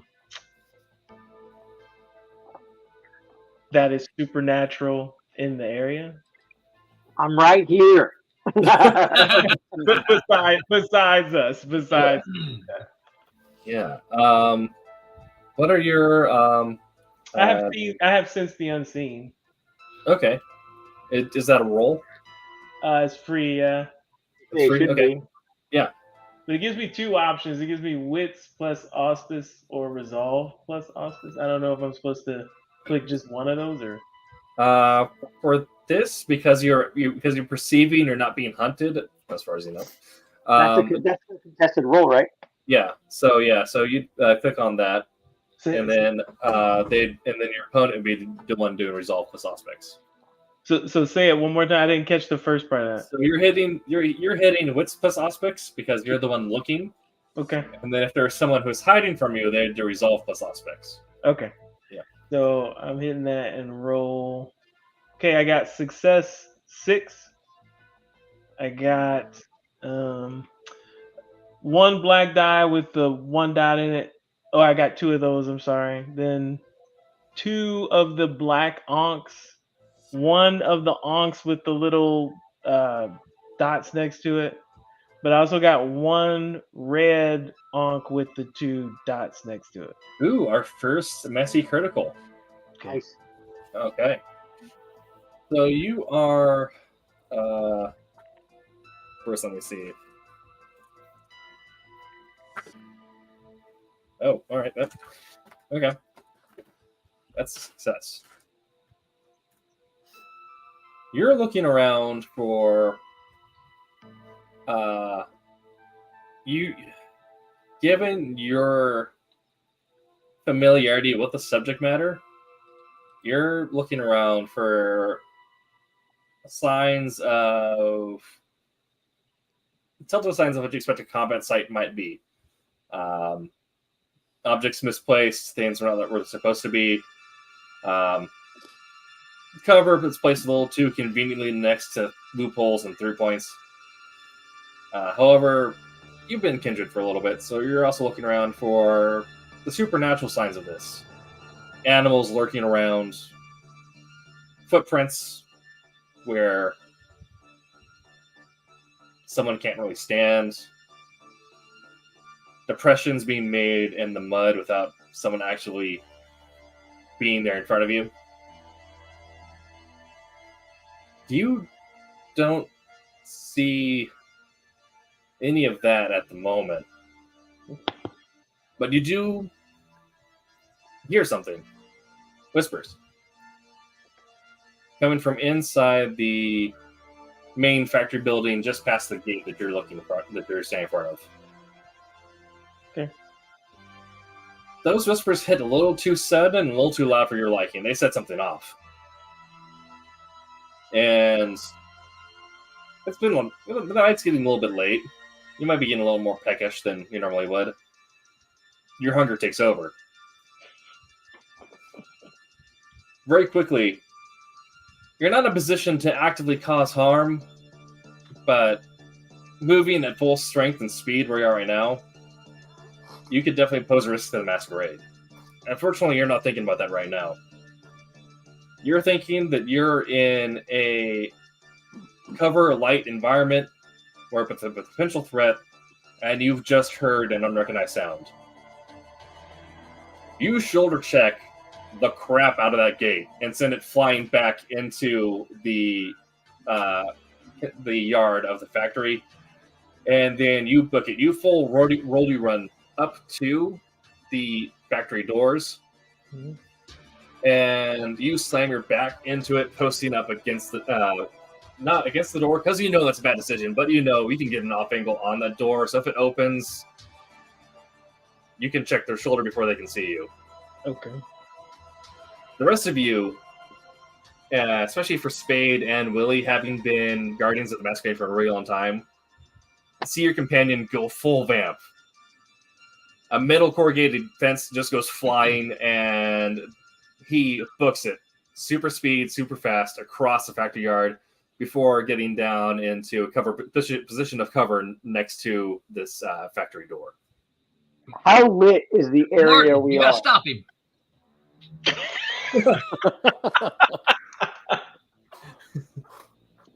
How lit up is the area that we're at, Tim? Thankfully, it's not very lit. It is. It doesn't look like there's been lighting around this area for a little bit. Okay. Actually, since you say that, can you please make a Wits plus awareness check for me? I surely can. Can I add my aspects to that? If you have an ability that lets you do so, yeah. I have heightened senses. Oh, yeah, absolutely. All right. Wits, awareness, and add a regular die? Yeah. Okay.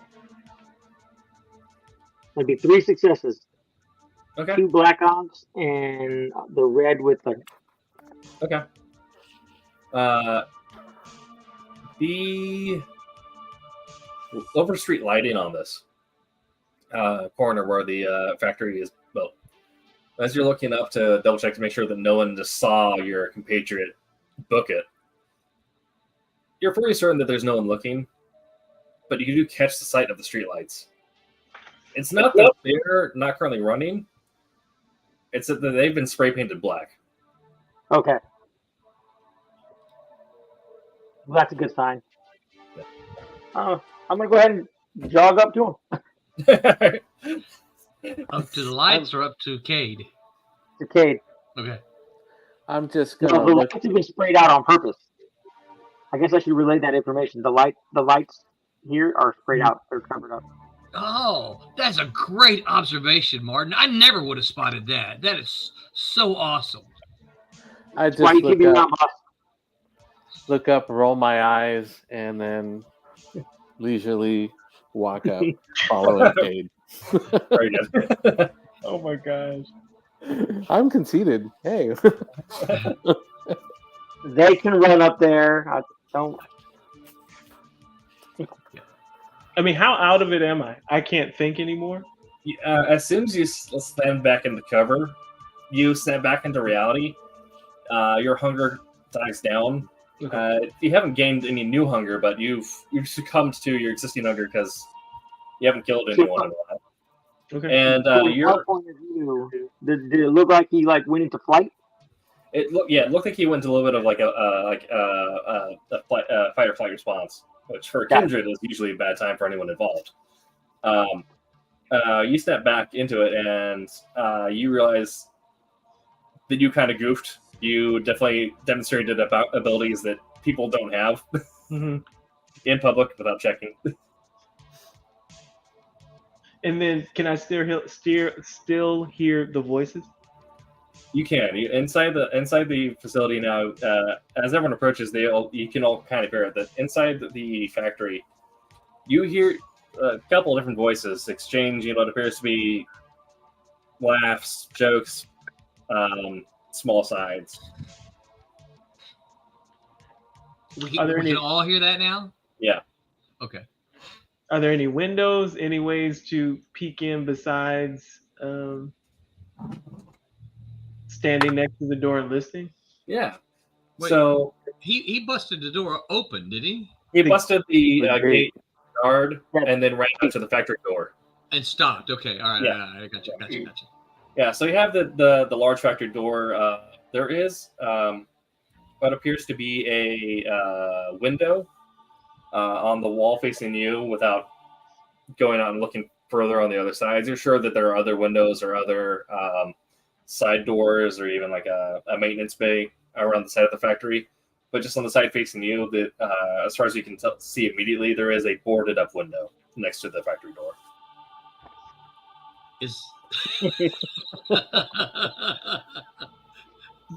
Can the door be opened? I mean, does it look like we could open it and go in? And I mean, this looks like a factory door with the large metal over sheet metal with a handle on it, so you could give it a check if you wish to. Or yeah, I'll check and see if the door opens. Okay, let's go right to it, baby.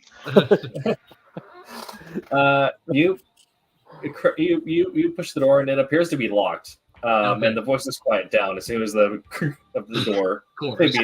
Yeah. Good job, Willie.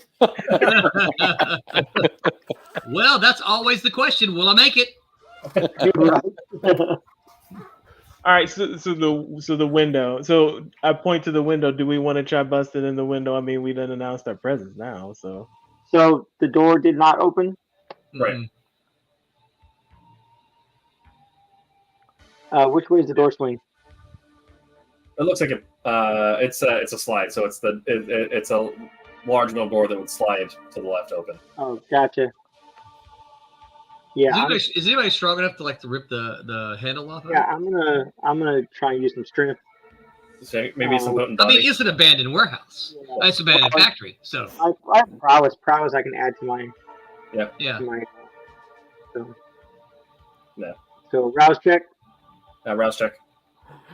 I like how you come into the door and Jose's eyes are going all over the place, like he's looking at the door. So mentally, I'm sitting here thinking, okay, it slides. It means there's rollers on it. It's like a barn door. I'm just trying to figure it out. Rouse, I got 0 successes on my rouse check. Oh, so you failed your rouse. Yeah. Increase your hunger by 1 as you kind of psych yourself up. You force your vampire vitae into your muscles to bolster your strength, and you're like, I haven't had enough to eat tonight. Okay, so I still get to make my roll though, right? You do. So But strength now and you're- yeah. And I'm doing it.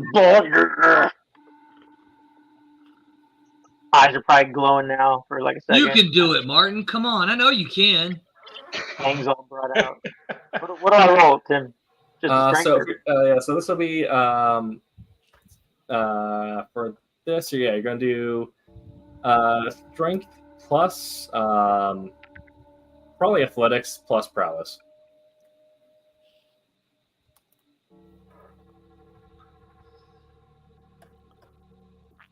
That would be 5 successes. 5 successes? Yep. What'd you get on the red dice? Regular onk. Okay. All right. And you make sure to check your second point of hunger, so you have 2 now. I did. Okay. Cool. All right. So 5 successes. Willie, you pull on the handle and doesn't budge. Martin taps you on the shoulder, and he watches his tendons just swell up, his biceps bulge. He puts one hand on the door, pushes, and the door goes flying backwards. Doesn't come off the hinges, but whatever was latching it is now not, and is very clearly broken. What a great job, Martin. Man, you are so awesome. Thanks, boss.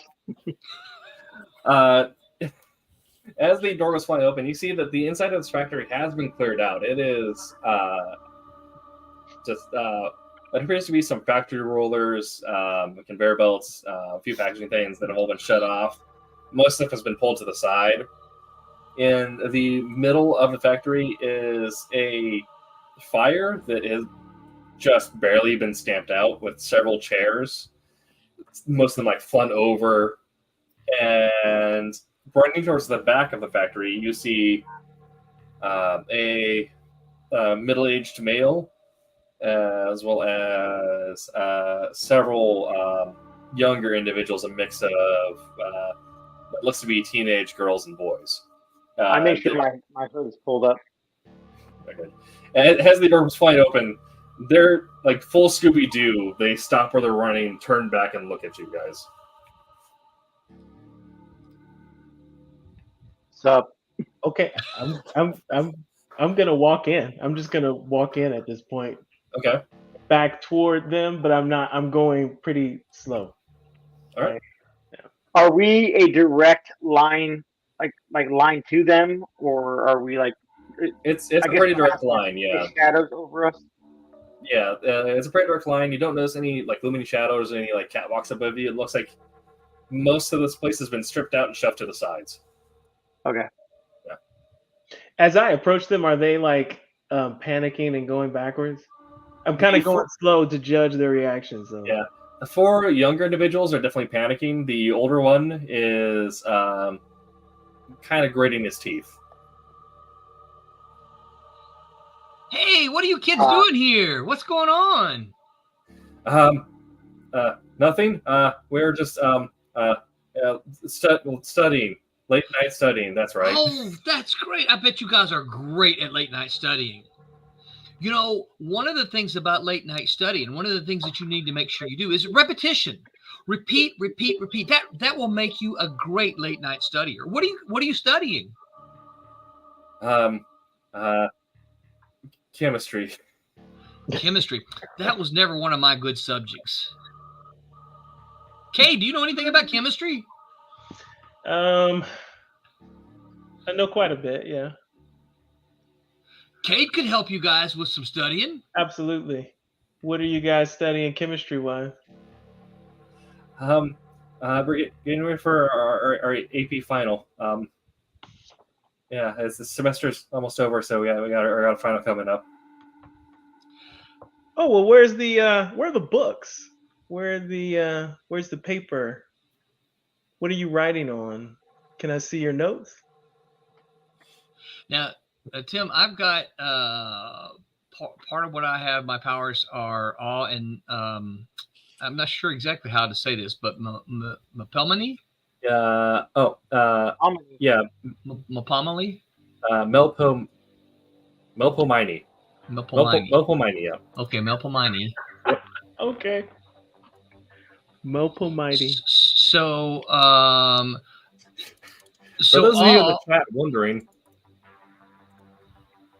I was going to say, so awe is anyone in the presence. Yeah. And so this is anyone who can just hear it at all. Yeah. Okay. All right. So what I say, anyone who can hear it, could. Okay. Yeah. So this allows you to affect anyone within earshot with awe. Okay. However, it does not get recorded, so you can't retain evidence of it. Actually.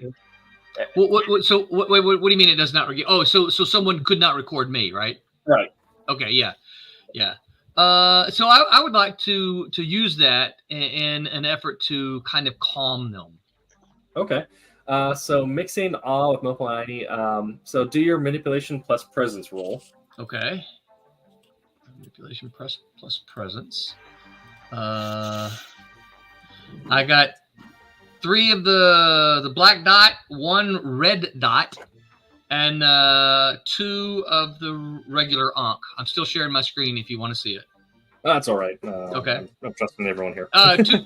Well, I just want to make sure that I get it right. And I have 2 successes, is what it says. Oh, perfect. Yeah.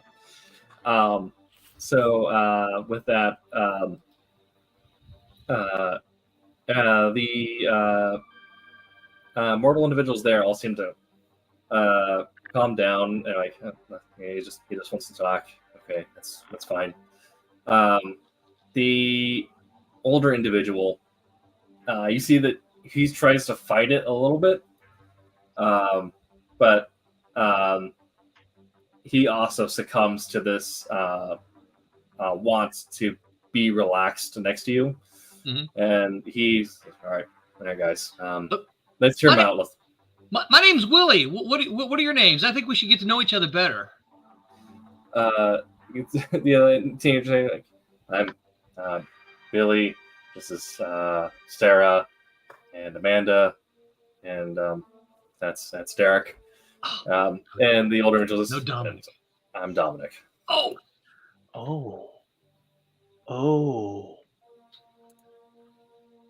That's great. It's so nice to meet you guys. And I want to say again, it's so awesome that y'all are so dedicated to study and that you're doing this late night study. And that's just, you are awesome. I need you to know that. But at the same time, it is late night, so I think the kids should kind of head home. What do you think, Dominic? You think the kids need to head home right now so that we can kind of chat for a little bit? He looks important part of studying. Yeah, he kind of grits his teeth at that. He looks at you. He's under Willie's effect, but not yours. But he's the gravity situation is setting in. And he says, I want to jump in here. I am going to reinforce what Willie is saying and use my same awe and Melpony to push that even farther, that it is a good recommendation, that the kids go home and we have this conversation. Okay. Can I get your roll, please? So just manipulation and presence? Yes. Okay. And roll. And am I adding the success that's in the top and the one down below? Is that the way it works? So the successes in the top is just giving you the summary of how many successes you roll altogether. Okay. So that's the number. Yeah, and the details in the bottom is just letting you know if like giving you the actual results to see if you got a bestial failure or missing critical. Missed the breakdown. Yeah. Okay. Did I do the roll or not? Let me... All right. So the success on the top is a 4. Okay. 4 successes. And the charisma and dominate is one of them. The success, the manipulation is 2 of them. Then there's the black die with the dot that has a 4 next to it. Yeah, so the number next to it is telling you how many of that result you rolled. Okay, and then there's a black with an onk and a red outline on it. That's a 1. And then there's a red with an onk and a 1. Okay, so regular successes. Okay. With Dominic, again, he tries to resist but can't, and looks over and says, "Yeah, guys, maybe we should go home." And they look at the kids all look at her and says, "Yeah, I think we need to go." And they kind of in a stupor walk past you towards the door. I'll kind of put my hands I'll kind of get in the middle of them and put my hands on the shoulders, backs of the 2 beside me, and I'm going to escort them to the door, leaving the 3 of these guys with Dominic. Okay. I'm gonna stand behind Trace. Same Andres. Okay. Yeah, just for a point of reference, I'm basically gonna stay behind him.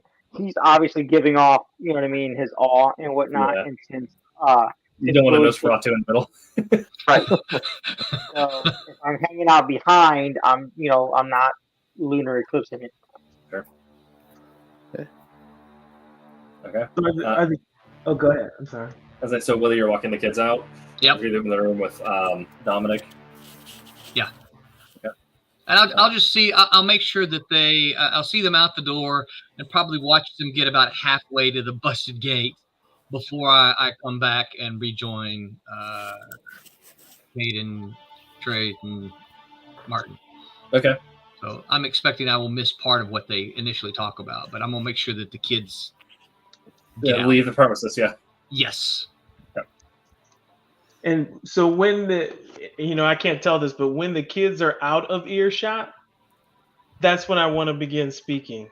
Okay.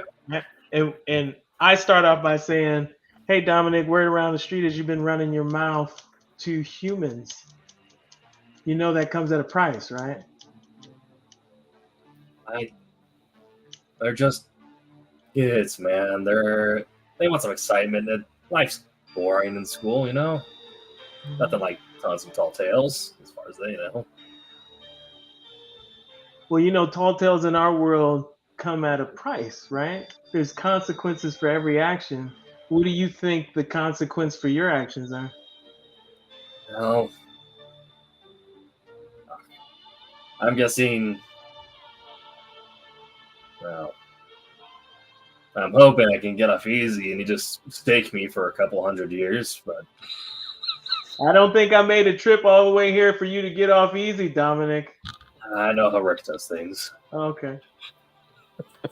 But I mean, come on, if I'm gone, what are the kids gonna know, right? I'm gone. Let the kids age out and die. Stories remain stories, right? No real damage done. The damage is already done, Dominic. People around town are talking. I'm giving you a professional courtesy by talking to you right now. This could have been just full of action right off the bat. And I'm getting really tired of talking. I'm good with action. No easy way out, huh? Dominic, we can handle this in a clear thing. We don't need to get Martin involved.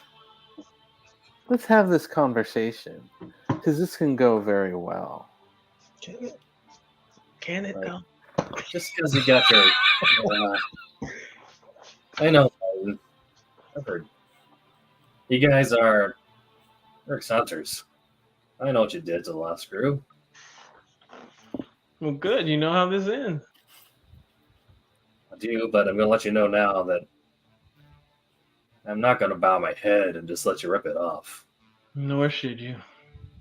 At this point, he flicks his hands out. He knows that they have extended into claw-like extensions. Yeah. I mean, oops. That's the holiday special. We get 3 swear words. One of them is an F-bomb, and he can say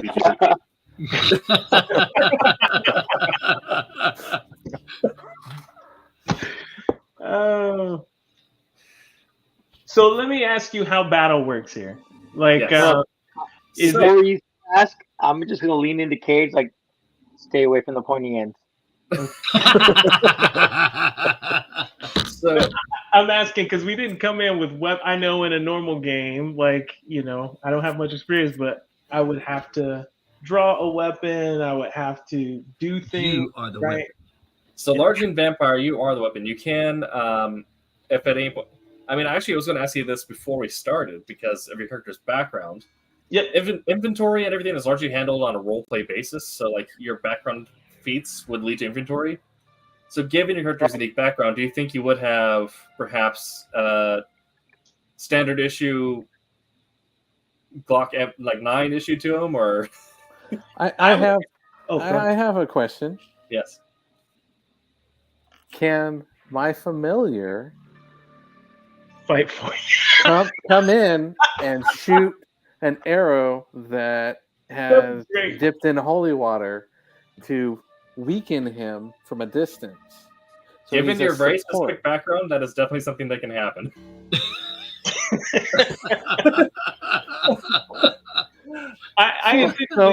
Go ahead. Go ahead. So my familiar at that point, and I don't know what I need to roll, goes and pops the golden trunk from the Honda Accord. Oh my god! Pulls out a crossbow with a stake, dips the end into holy water, comes up and shoots it at Dominic. Oh my god! How did have to get here, right? So we have the mechanics of making sure the kids get out, right? And I'm going to see the familiar coming back, right? Probably, yeah. With the arrow, okay. Yeah. So the way combat works in Vampire KCC is that it is much like the rest of the game. We not like unlike in D&D or Pathfinder, where we have an initiative order. Yeah. Vampire is a narrative back and forth. So it's done the same way you would do a beat sheet, where it's yes, but, that kind of thing. So a character will give me an action, I'll do a reaction, and multiple things can happen at once. So if this familiar is walking in, if your character also given your particular background would perhaps have a service pistol, perhaps loaded with no. Okay. Indonesian style. So I have the claws this way, so that I intentionally put points into strength. Okay. Yeah. Just for this, because I want to be able to scrap. So okay. Yeah. Would you perhaps have a elongated knife with a silvered edge? I mean, elongated. It's not like a dagger. These are but it's like I forgot the Filipino knife. Is the yeah, exactly. That's what I have. Like I'm hunted all the time, right? So I have these hidden knives all over the place, right? Yeah. Cool. And I put points into dexterity and strength just to be able to use these knives in close combat. Okay, so but when he pulls out these claws, I am unimpressed, and I just start grabbing my knives. Okay, so the retainer's walking in with the arrow priming it. Kate pulls out two knives. Pulls unimpressed, ready to go. I forgot that fighting style is called. It's Kali, but I'm unimpressed. Yeah, I'm ready. I'm ready for this. Willie, what are you doing at the moment as you're walking in and fighting? So I want to try to stop the guy walking in with the arrow. Oh yeah. Right, because I'm at the door. I'm at the door. I know he's human, right? So he is. You know he's human, but you also know that he is enthralled by trays. So normal kindred tricks don't really work on him. Is he a ghoul? What? Say again? Is he a ghoul? The driver? I don't know how many points that Trace will put in, but I believe he's in enthralled retainer, but not full ghoul yet. Gotcha. Yeah. So I want to attempt to stop him at the door, because I know he's human, and I know that Trace and Cade and Martin are all back there, so we got it handled. Okay. So I want to put my hand out and try to stop him and say, hey, we got it. No need for that. As he continues to walk past you and simply says, "Master summoned, I oblige." So his goal is just to weaken, not to kill. But I don't know that. I'm standing at the door. Right? Mm-hmm. I'm standing at the door. I see him walking in with this. So can I attempt to mesmerize him? You can't have the car, though. What? Okay, so here's, I guess, is this going to break? If this happens, will that break Trace's enthrallment of him? Or? No, because Trace will have enthralled him by forcing him to drink Trace's blood over time. Okay, all right. It's a blood bond that can't really be broken that easily. Oh, wow. So I guess here's a game mechanic that you're going to have to let me know.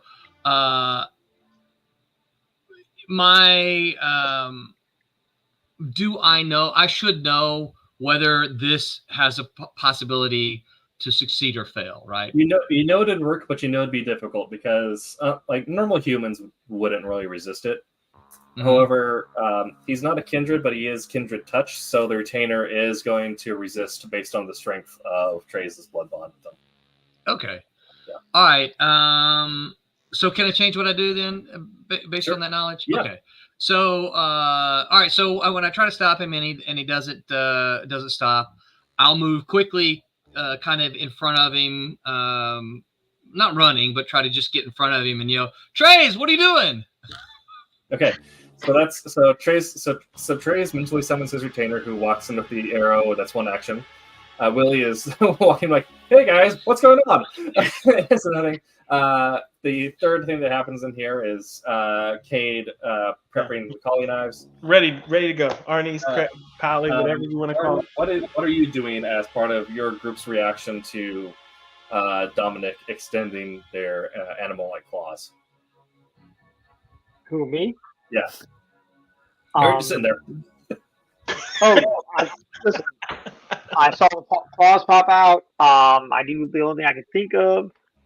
I'm the brawler, reach into my pocket and slip on the brass knuckles. Okay. Well.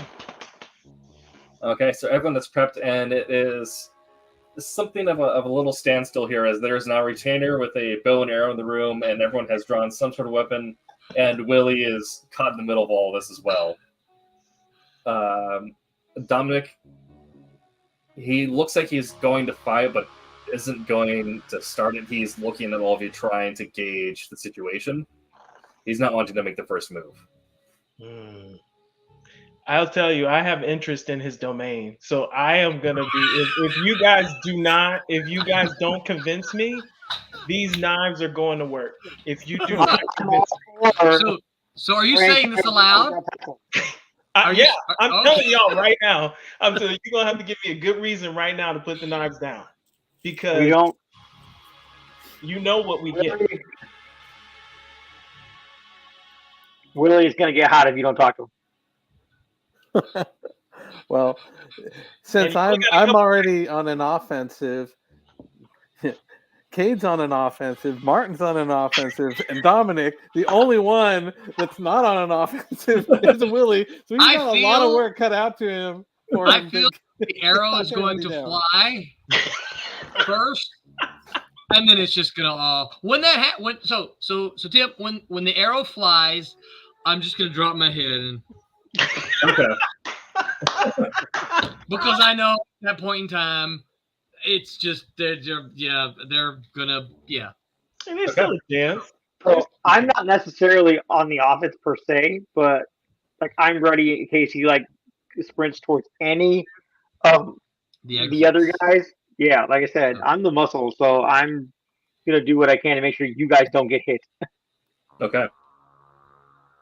Now, okay, again, I put the warning out there. Like, look, we only got a couple seconds. If you want me to put these knives down, give me a reason.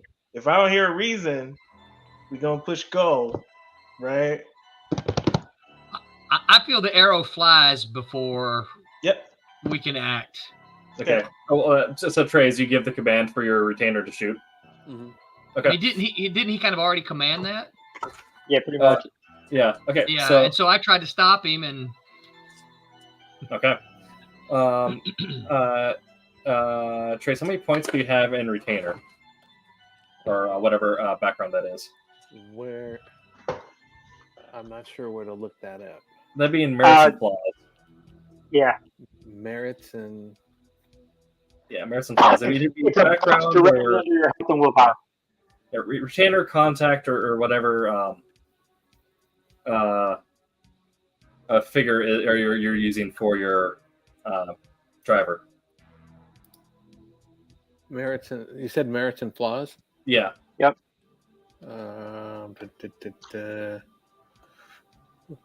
I have one dot next. No, well, that's fetch. I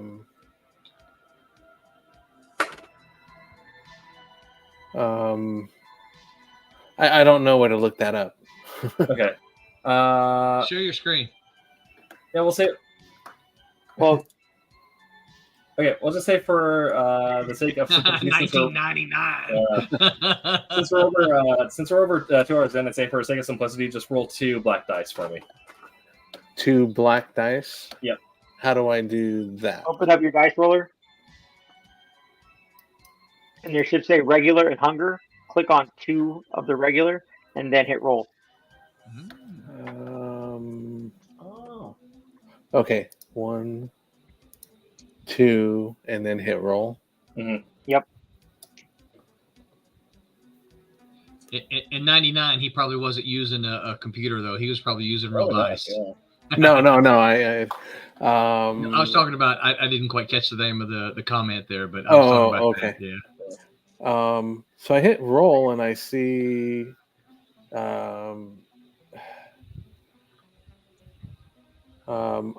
the 2 black dice, I see an onk with 1, and then an onk with 2 dots and 1. So, does it say how many successes at the top? I think it's 2. Under custom, right above those 2 says successes of 2. Yeah. Okay. Yep. All right. So the way it kind of works here is that the individual walks up, shoots the individual receiving the attack action, then reacts in some way. And since he's not in a position to counterattack necessarily, he's going to try to dodge and move forward towards Cade, who's at the front of the group. Oh, I'm ready. Knives are coming up. I'm ready. Knives are coming up. However, he only rolled 1 success, so the 2 successes beats that, which means that as he moves forward, the arrow laced in holy water manages to strike him, hitting him in the shoulder. And the arrow itself would only do superficial damage, but the holy nature of the coating turns that into true damage and kind of stops him in his forward momentum. After that, the retainer very matter-of-factly just sets the bow down, turns around, and walks back out the factory. There we go. Let me ask this. For vampires, yeah, can you permanently damage a vampire? Is there a way that I can take out his vocal cords without killing him? So, go ahead, Tim. So if you're using, typically that'd be done either using fire, but also some vampires will have archaic flaws or mythic flaws that makes traditional mythology more painful to them, such as stake bait meets it so a stake actually kills them as opposed to just knocking them out. So if you know that this vampire has a silver sensitivity, you'd know that those wounds will not heal. Okay. Just don't decapitate him. So I think you said fire first, though. You said you could do this with fire. Every kindred is sensitive to fire in some way. And there's a fire right behind us. There's a fire that just got stamped out a little bit. It's not quite out. Okay. And there are still cinders on those logs. It looks like they had attempted to stamp it out when they run out, but it's like the campers who don't take good care of their campsite, you know. So Tim, yes. Instead of soaring leap going up, can I angle it and like basically soaring lunge? Soaring the edge spear from WWE. Yeah, absolutely, you can do that. Martin, can you hold him down? He stumbles down. I'm bolting. Okay. So he stumbles down. Then the action your party takes is the bolt forward. Can I get a? Ooh, this is interesting. I'll let you take your pick: strength or dexterity, and athletics or brawl. Any combination of those four. How do you strength and brawl?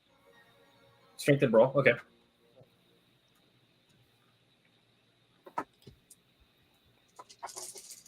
And then since I'm doing soaring leap, do I add my potence to that as well, or no? Yes, if you're doing potent, if you're doing deadly body. Well, I have soaring leap and I have prowess. That's all I have. Okay, so doing soaring leap. Yeah. Okay, so yeah. So yes, do a rouse check and then add your potence because you're using it in a stressful situation. Normally it'd be free, but because you're adding it to a combat roll, I'd say this might require a rouse check to see if you're getting hungry. Let me rouse check real quick. 1 success. Okay, you don't get any hungrier. Sweet.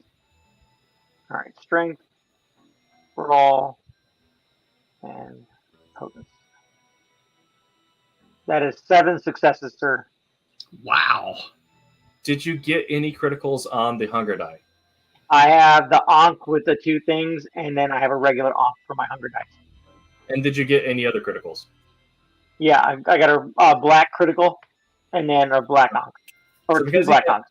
So because you did get a critical success here, and you did beat his successes, and one of those crits was on a hunger die, this is a messy critical, which in a combat situation is where things get very spicy. So you already got a little hungrier in the night when you were trying to bolster up your strength outside the factory. So when he gets knocked down, and it looks like he's getting a little winded from this arrow that's got lodged into him, and so forward, you immediately leap forward, your body like a missile, spears him and knocks him to the ground. Your face comes up, and you're not supposed to feed on other kindred, but his neck's right there, and you're a little thirsty. So you end up doing another point of true damage as your fangs lock in on his neck. Now you're not hungry enough to kill him, unless you want to. You regain your sanity by the point that you've recovered your point of hunger, and you could stop yourself short of committing diablerie, or if you want to continue, you can. Nope. Okay. Mr. Gracie said he looks delicious. Yeah. You get rid of your second point of hunger, and you give him another point of true damage. As you tackle him, his neck's right there, and your fangs lock in. The other 3 members of the coterie look on and see Martin is now feeding on another kindred. Admittedly, it's a kindred you're supposed to kill, but it's still weird seeing a kindred feed on another kindred. It's a general no-no all the way around because of what it means for society at large. Well, general no-no unless it's a blood hunt. Unless it's a blood hunt. And Rick did not call a blood hunt. So. And do we see him come back to his senses, or do we still think? You do. So you see him immediately look at it, sees what he's doing, and he pulls himself up, but still holding, now screaming, Dominic to the ground. So can I do this? So can I say, Martin, keep holding him down, and I can say, Dominic, here's the deal, right? We're feeling a little compassionate right now. So in exchange for your life, we just want to make it so that you can never talk again. And so can I reignite the fire that is right there, that is not out really? Let me interject with as a kindred, you would know that if you, depending on how much fire damage he takes, how severe of hotness you put on him, it could kill him. Like Okay, it could ash him. so then if it's just burning and smoldering, so it's just got a little heat on it, and so all fire will damage him completely. I mean, it's not going to turn you to dust right away, but you start taking true damage quickly. Yeah. Make you swallow a piece of coal. Exactly. That's exactly what I want to do. Is that not permitted? Is that not permitted? I mean, you could certainly try. I'd say that if you're not do it. You're not hitting them with, because you know that you've seen someone fighting the second position get taken by like a dragon fire round and come back from it just without an arm. So you know you can take fire damage, and well, technically it's not fire though. At that point, is it just like a hot ember? So it would be an ember, so it would still, so you would know that there's a chance that it will, you could die from this, but also whatever burns up is staying burned. And that's the point. Yeah. That is absolutely the point. I want him to never be able to talk again, or we take his life. No one said you can't. Here. Yeah, no one said you can't do this. If you want to go ahead and try it, I will absolutely let you go ahead and try it. You should try it. Try it. Do it. Do it. Willie said do it. Try it. What needs to be done so that I'm safe in doing this? This is the equivalent of taking his tongue, cutting out his tongue. So you just can't let yourself touch anything that is currently burning. Mm-hmm. So if you have, your character would have leather gloves. Yep. Your character would 100% have leather gloves. Look, put them on. All right. Bring those pliers. Look, decisions, Dominic, it's time. You get one of two choices. Never talk again or die. You get 2 seconds and I'm going to make the choice for you. 1,000. 1,000. Do what you got to do. Okay, so the cold comes out, right? I'm feeling charitable. We still get the domain. Now, I'm trying to do this in the most, the way that will not kill him the most. So do I just kind of put it? Make him swallow it. Well, if he swallows it, he might die though, right? Yeah. Well, no, I mean his body would eventually put it out, don't you think? I mean, maybe not a kindred. Well, I don't know. If you're okay with me stepping in as a storyteller here, what could happen is Martin might grab him by the head. Then you might have Willie or Trey's grab his tongue, pull it out, or Trey's the manservant. And then you might try, burning through the tongue first before scarring up his throat a little bit. Okay, the gentler side of things. Okay, let's try that. It's like it'd be like cutting his tongue off. We just burning it off. Yeah, let's go. Martin, if you're okay with that, can you kind of restrain his arms with your legs, in a triangle kind of choke, just to make sure he doesn't do anything kind of fishy with those claws? Somebody who wants to volunteer to grab his head? Okay. So you got his head and you got your legs wrapped around his arms like that. Somebody needs to grab the tongue. I guess I could grab the tongue at the same time. Yeah, absolutely. Okay, let's go. I'll hold the feet. The gentler side of handling this. We kind of burn through it. Oh, yep, it's clean. Got it off. Yeah. All right, Dominic, it's been a wonderful night.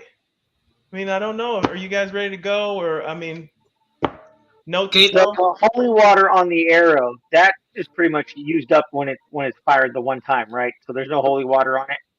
Correct, yeah. I'm going to restake. You going to stake him? Yep.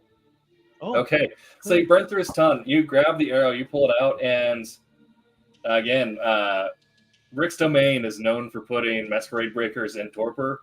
Admittedly, they end up seeing the sunrise the next day, but it's something that you've done before. So after burning his tongue out with fire, it won't heal back. As Mr. Bracey has pointed out, normally in 5e you can roll to heal aggravated damage.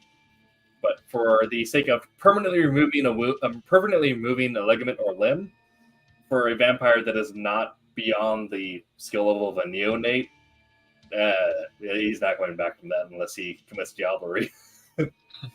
Now, do we have to remind Dominic? You still have your hands, so if you make use of those, what happens? You end up seeing is Martin pulls out the arrow, breaks off the head, and then shoves the wooden implement through Dominic's heart. Oh. Dominic does not have the stake bait flaw, but he does immediately go catatonic. You watch his eyes roll back into his head before his eyelids slam shut. His hands go back to normal. Yep, his hands recede. Everything about him looks like it returns to the features of a dead human. He is paler than a ghost, and he slumps down on the ground before eventually becoming rigid. Well, that went well. Kate, you did awesome. Okay. I just want you to know that was an awesome move that you made there, and I think the way you removed that tongue. I'm going to say you've probably done that before. You might look into doing this on a more permanent basis, because that was what. And Martin, that leap, I have never seen such a leap. That was probably the best leap ever. I've been practicing. Trey's your thrall. I don't know. We got to talk about him. You want to ride back? No. So I'm taking Dominic and throwing him in the trunk, or throwing him wherever we need to throw him. Wait, before you do, we shouldn't let this go to waste. Does Dominic have anything on him that may be of interest to any of us? To me? Can I say to any of us? To me? To like soften the blow. He really means for him. Any of us? To me? But I'm willing to share. I mean, I'm stingy. We're all here together. We're all here with the body. No, you don't find anything of value on him, unfortunately. Just a flip phone and his leather jacket. All right, we could toss. Yeah. I'll take his flip phone. All right. You don't have a Motorola Razr. I mean, we probably need some. Are you out of minutes again, Willie? Is that what's up? You're out of minutes? You're right. Yeah. I'm going to give his jacket to my familiar. No. Okay. Do we need some sort of sign to show Rick that the deed is done? That's why I'm taking the body. Oh, let's take you back to Rick. Yeah. So as you know, a staked kindred who is not stake bait, they enter into a state of torpor, so they're not dead. They're just unconscious for a very long time. Yeah. Yeah. And if one is sealed within a coffin of their domain, that's until they get released. Yeah. Now let's take him back to Rick and let Rick decide what he wants to do. We've done our job. Let's take him back to Rick. Let him reward us. Okay. So easy enough. You load the unconscious Dominic into the back of the gold-plated Honda Accord, none the worse for wear for the action of the night. I put it out there. This is the most nicest car that we have not destroyed. Right. Oh yeah, the other one you ended up launching into the side of a building, and That's in the Furious style. That's good. So yeah, you the rumble of the engine comes up through the straight line Italian pipes. And you take off back towards the milk bar in the milk district. A bit of a further drive tonight. By the time you get there, you know that dawn's in a couple of hours. So business for the kindred is wrapping up for the night in the city of Orlando. You get there and we go to the parking garage, right? We're not just gonna do this out in the street, right? Right, yeah. So you pull up outside to the milk bar. And well, to be fair, Mr. Bracey, it is a gold-plated Honda Accord with That's right. It's a fancy one. Yeah. It's above the Civic. We had to go a step above. Yeah. Honda Accord LX, gold trim, gold wrap, wood paneling on the inside, Corinthian leather. Most of the inside has been ripped out for Italian engineering. Friggin' Chevy Nova. Yeah. So you pull to the milk bar, and there is Rosa is waiting outside for you, and the thrall knows to pull around to the back for this kind of business. Hello, Rosa. Hello. Oh my, you're such a joker. You're such a joker, you. Oh, is that a boy? Is that Mr. Dominic? Yes, ma'am. Okay, that's fantastic. Let me go get Rick, and or do you want to meet him inside? Was he works, right? We'll take him inside. Yeah, okay. Yeah. She opens the door for you, and you walk inside. At this point, it's only Kindred inside the milk bar. As we walk past her, I'm going to whisper, "I'm coming back for one of your mixes." Oh, really, sweetheart? We'll get one ready for you.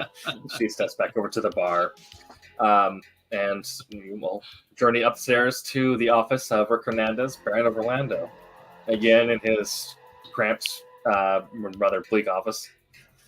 He's on his desk looking over some papers when you step in with the tortured body of Dominic. He looks over and says, "All right, I see you made him quiet. Excellent work. Didn't kill him, so, yeah, okay. Nice. And we did it in record time, boss. You did one night. That's fantastic, yeah." He steps over the body, looks around, sees some burn marks around his mouth, pulls open the mouth a little bit. You know, points for creativity. I dig it. All right. That would be paid. Mission accomplished. Definitely, yeah. Yeah. He's going to keep his mouth shut for sure. And looks like he handled it in a way that hopefully keeps the council quiet. Let's see there. He goes back to his desk, grabs a rack of files, sifts through them a little bit, finds a sheet there. At a factory in the waterfront. Yeah. Mm-hmm. All right. We thought it was abandoned, so I was actually studying the council's papers for a while. Tell you what, though. This puts a stamp on it. Mm-hmm. Executive order, it's yours. Oh, thank you. Extended domain within my barony. Hunt freely. Come and go of your own will. Sweet. That's why you are awesome, Rick. You're the best. That's why. I tell you what, next time I meet with the council, I'm bringing you with me, Willie. I need that kind of energy. I'm yours, boss. I'm yours. I'm just you just say the word. All right. Well, I look forward to working with you in the nights to come. I could bring them copies of my book as well. You have a book? Oh, that's right. You're a public speaker. How's that going? Right. Yeah. What do you, Rick? I'm hurt. I'm hurt. You didn't remember that. I autographed a copy to you. Don't you remember?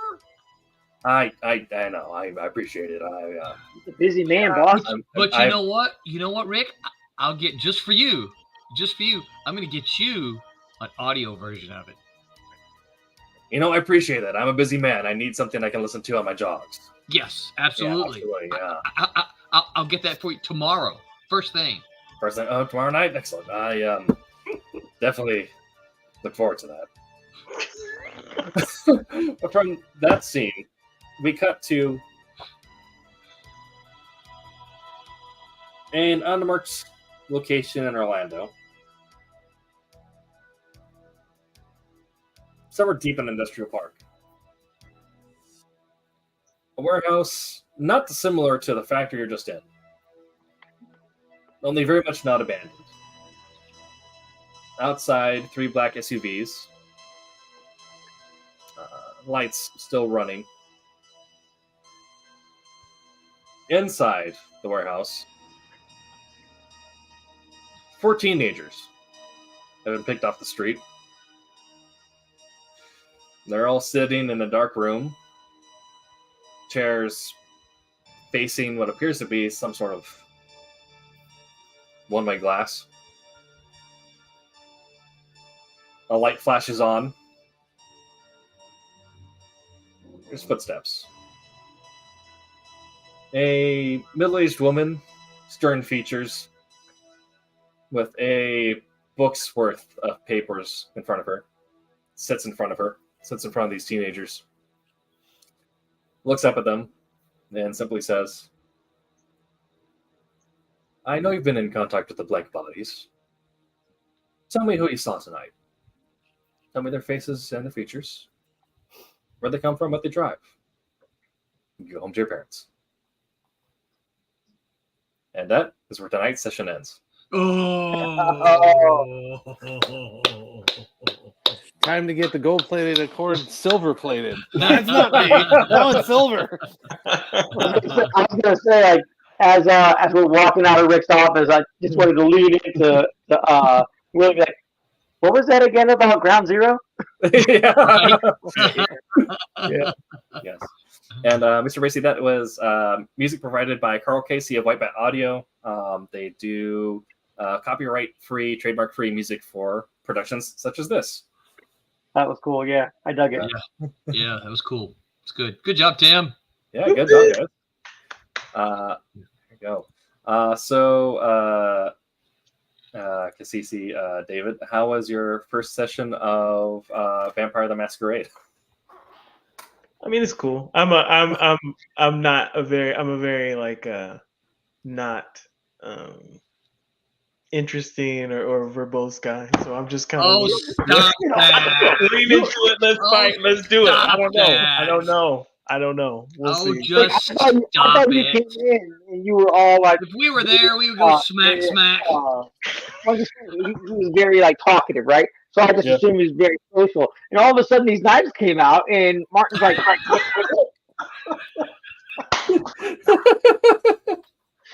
I mean, I wanted to see what I wanted to feel the combat in it. Yeah. That was awesome. It was funny. Like I said, my only experience was, doing this thing live action. So the stuff that I played in here is only like a minor. You did LARP? Yeah, I did one time. Really? I've never done that. I played LARP for so long, I started storytelling it. Yeah. Wow. Our storyteller ended up going at the time. Our storyteller went to go intern for White Wolf, and so a couple of us stepped up to split the storytelling chores, and we all like ran different storylines together. I shouldn't say this because Jose's here. I used to know the editor at White Wolf. I told you, you know everybody. I don't know who's there now, but this was quite a few years ago. But yeah, but like I said, one time, but I really kind of threw myself into the character, and this tonight was like I tried to bring a little bit of that into it. Yeah. I loved it. You did great. So. Yeah. I thought all the characters were nice and unique. Yes. I think they worked well together. Yeah. I'm Googling to see if I can see who's there now. Yeah. I love the combination of the brawler Nosferatu, who kind of knows a little bit of everybody.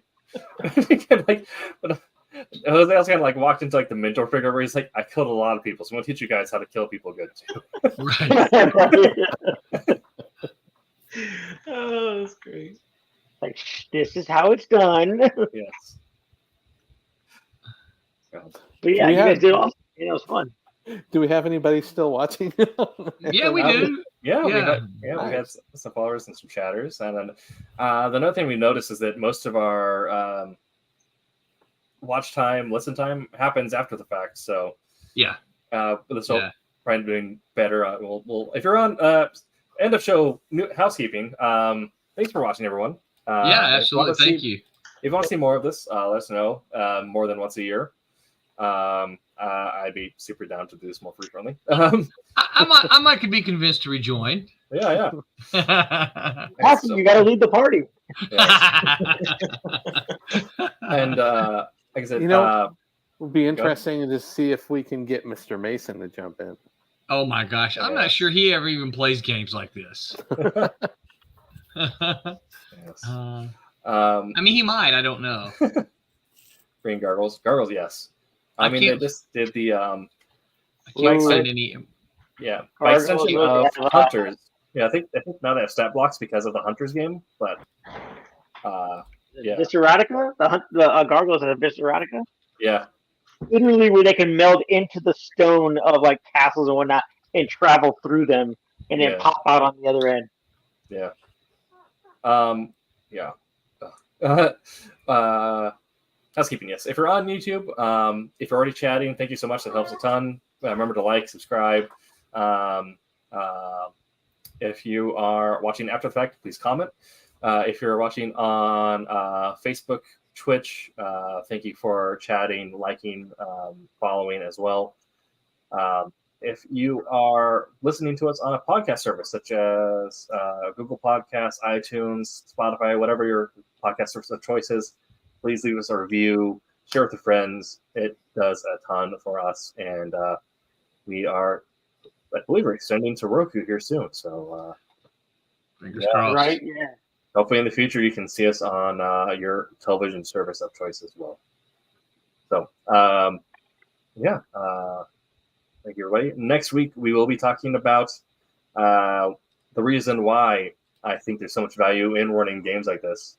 We're talking about how playing role-playing games, running role-playing games, can positively impact your ability to tell stories or create art or just generally be creative in the medium. Even from an artist point of view. Yeah. I mean, I try my best with descriptions, but even the way you guys are describing your movements, the way you want to do stuff, there was just a ton of fantastic, like, mental cinematography that I felt was being presented back and forth. And so, if I may add, Tim, one of the things that's good for a storyteller is because, and I'm not privy to Tim's plan, but sometimes what happens is as the game master, you have kind of scripted out stuff to happen. Yes. Sometimes your players don't listen to what you're doing, and they go, you're like, they're going to go, this is the way I'm going to go, and it's going to lead them to this place here. But they go here, and then suddenly they're like, hey, we're going to go this way. And you're like, well, that's not what I planned. So you have to kind of think on your feet. To show how the sausage was made a little bit, not this one is fun.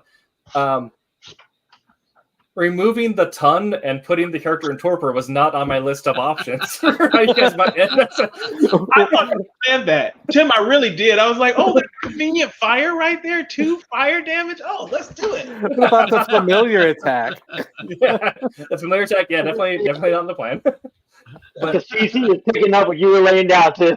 Yeah, I really thought it was part of the plan, Tim. I was like, "Oh, dang it." Well, that's kind of the joy of that. Is like, as a storyteller, you want to create situations where you just leave a ton of strings that I don't know what happens at the end of those strings, but I'm putting them there, and you tell me.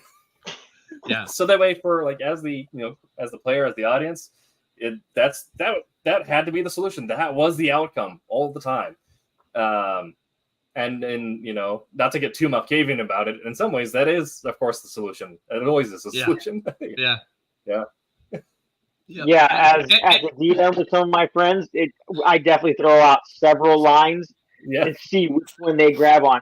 And even like those particular storylines I throw out, I only rough out, have a rough outline of what that entails. You know what I mean? Mm-hmm. And it just develops as the players play and run up through that line. You mean like when you went up on the roof and we're hanging out with the Raven? Yeah. Well, the rest of us are doing. More playing to my character because he doesn't have. There's a power I can get, which is another level of my obfuscate that allows me to change my face to look like whoever I want, right? But I don't have that, and I can't just walk in front of people because I am hideous. Fangs out almost all the time, pointy ears, no hair, rippled like Klingon skull, whatever. I'm hideous looking. And so I had to think of another option to try and get in without having going through the front door. Yeah. And normally at the time I would play with more. I mean, there are also some considerations you have to make with, being a show and we have time constraints that we may not have if it was just like a game you're playing in someone's living room. Right. So I'm like, what is the most Malkavian meets a Nosferatu thing that could happen? And it's like a guy projecting himself through a raven on the ceiling. That is 100% what happens. Yeah, and one final thought is that if you get into these and play these games, it's not, as a creative person, it's not beyond the scope of realities that the characters that you play in games make their way into your comic books. Yes, I can guarantee you that that has absolutely happened. Yes. Roland, I wanted to ask you a thing. I know we have a thing under NDA. When can I talk about that? Let's get a little bit of art first. Well, art first, okay. Yeah. So we can say, yeah. But maybe in some future issues of something, you might see some characters from this in the background. They won't be doing anything, but they'll just be in the background somewhere. That would be cool. So you absolutely, Tim. You can absolutely hint that it's something that you are working on. Yes, absolutely, and I finished reading your first issue script and was very excited about it. I sent you some notes. Hope you got the notes back. I'm going to be getting on them this week, so hopefully that's back to you shortly. Yep. Don't lie. Willie's making a cameo. I'm telling you, make a cameo. Yep. See there. Yep. Bracey said he's done that as well. Developed some. Yeah. And that's what part of what happens, right? Characters kind of take a life of their own when you're playing them. Yes. And then you're like, okay, well, there are a lot of elements here I like about this character. Let me bring them into I hope I'm not walking all over next week's conversation, Tim. You're teasing. This is advertising. Okay, all right, good. Yeah. And that's, I mean, absolutely, and also something that I personally find like a lot of joy from is, as I've gotten older and my back issues have gotten worse, I've gotten less competitive at most things. But the way you win at an RPG is by having fun at the table.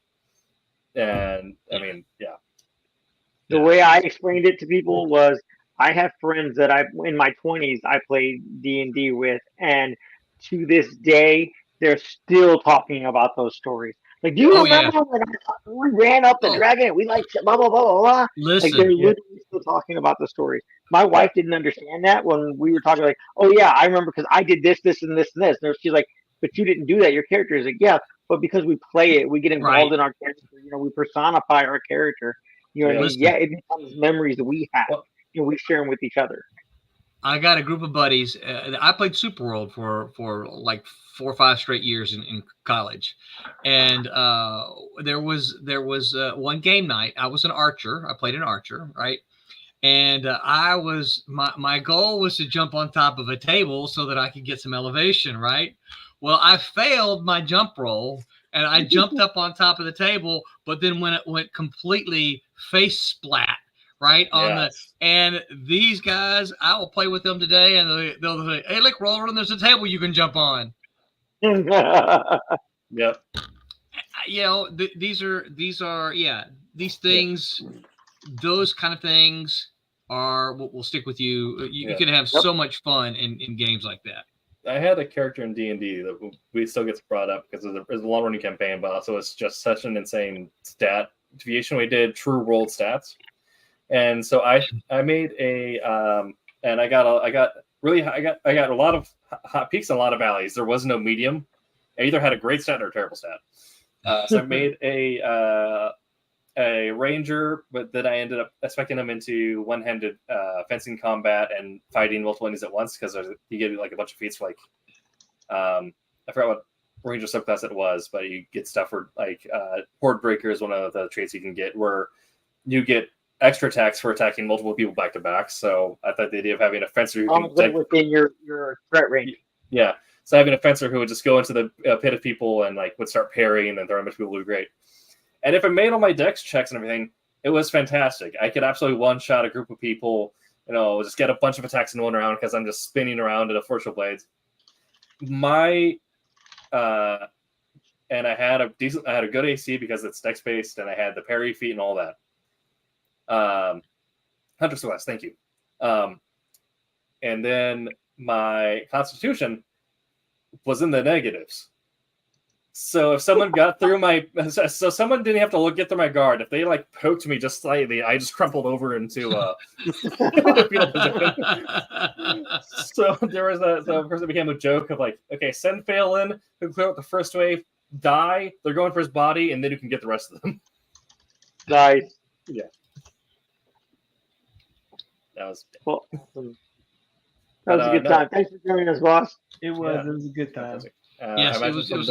Thanks for inviting me. Yes, thanks for joining. And if we end up making this more recurring thing, Chad, I know Jose would would be 100% down for it. Hopefully, if CCS enjoyed it, we'll see about doing. As much as I've played a ton of Dungeons and Dragons, Vampire is my favorite setting. It's my favorite setting, my favorite system.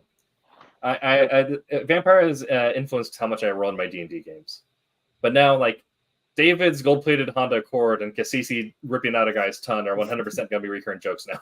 We burned it off. Rip it off. We burned it. Yeah. We burned it. It's not coming back.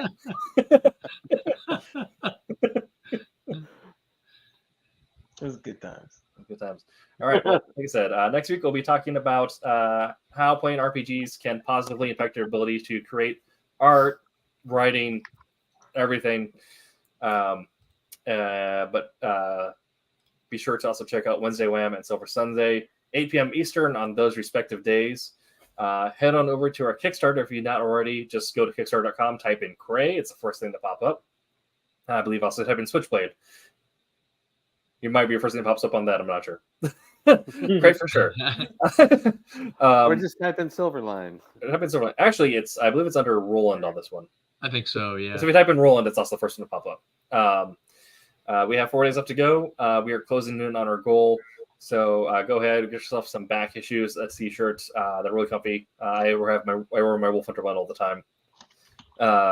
Speaking of back issues, pick up Wolf Hunter #1. You'll enjoy it. That's right. Yep. Absolutely.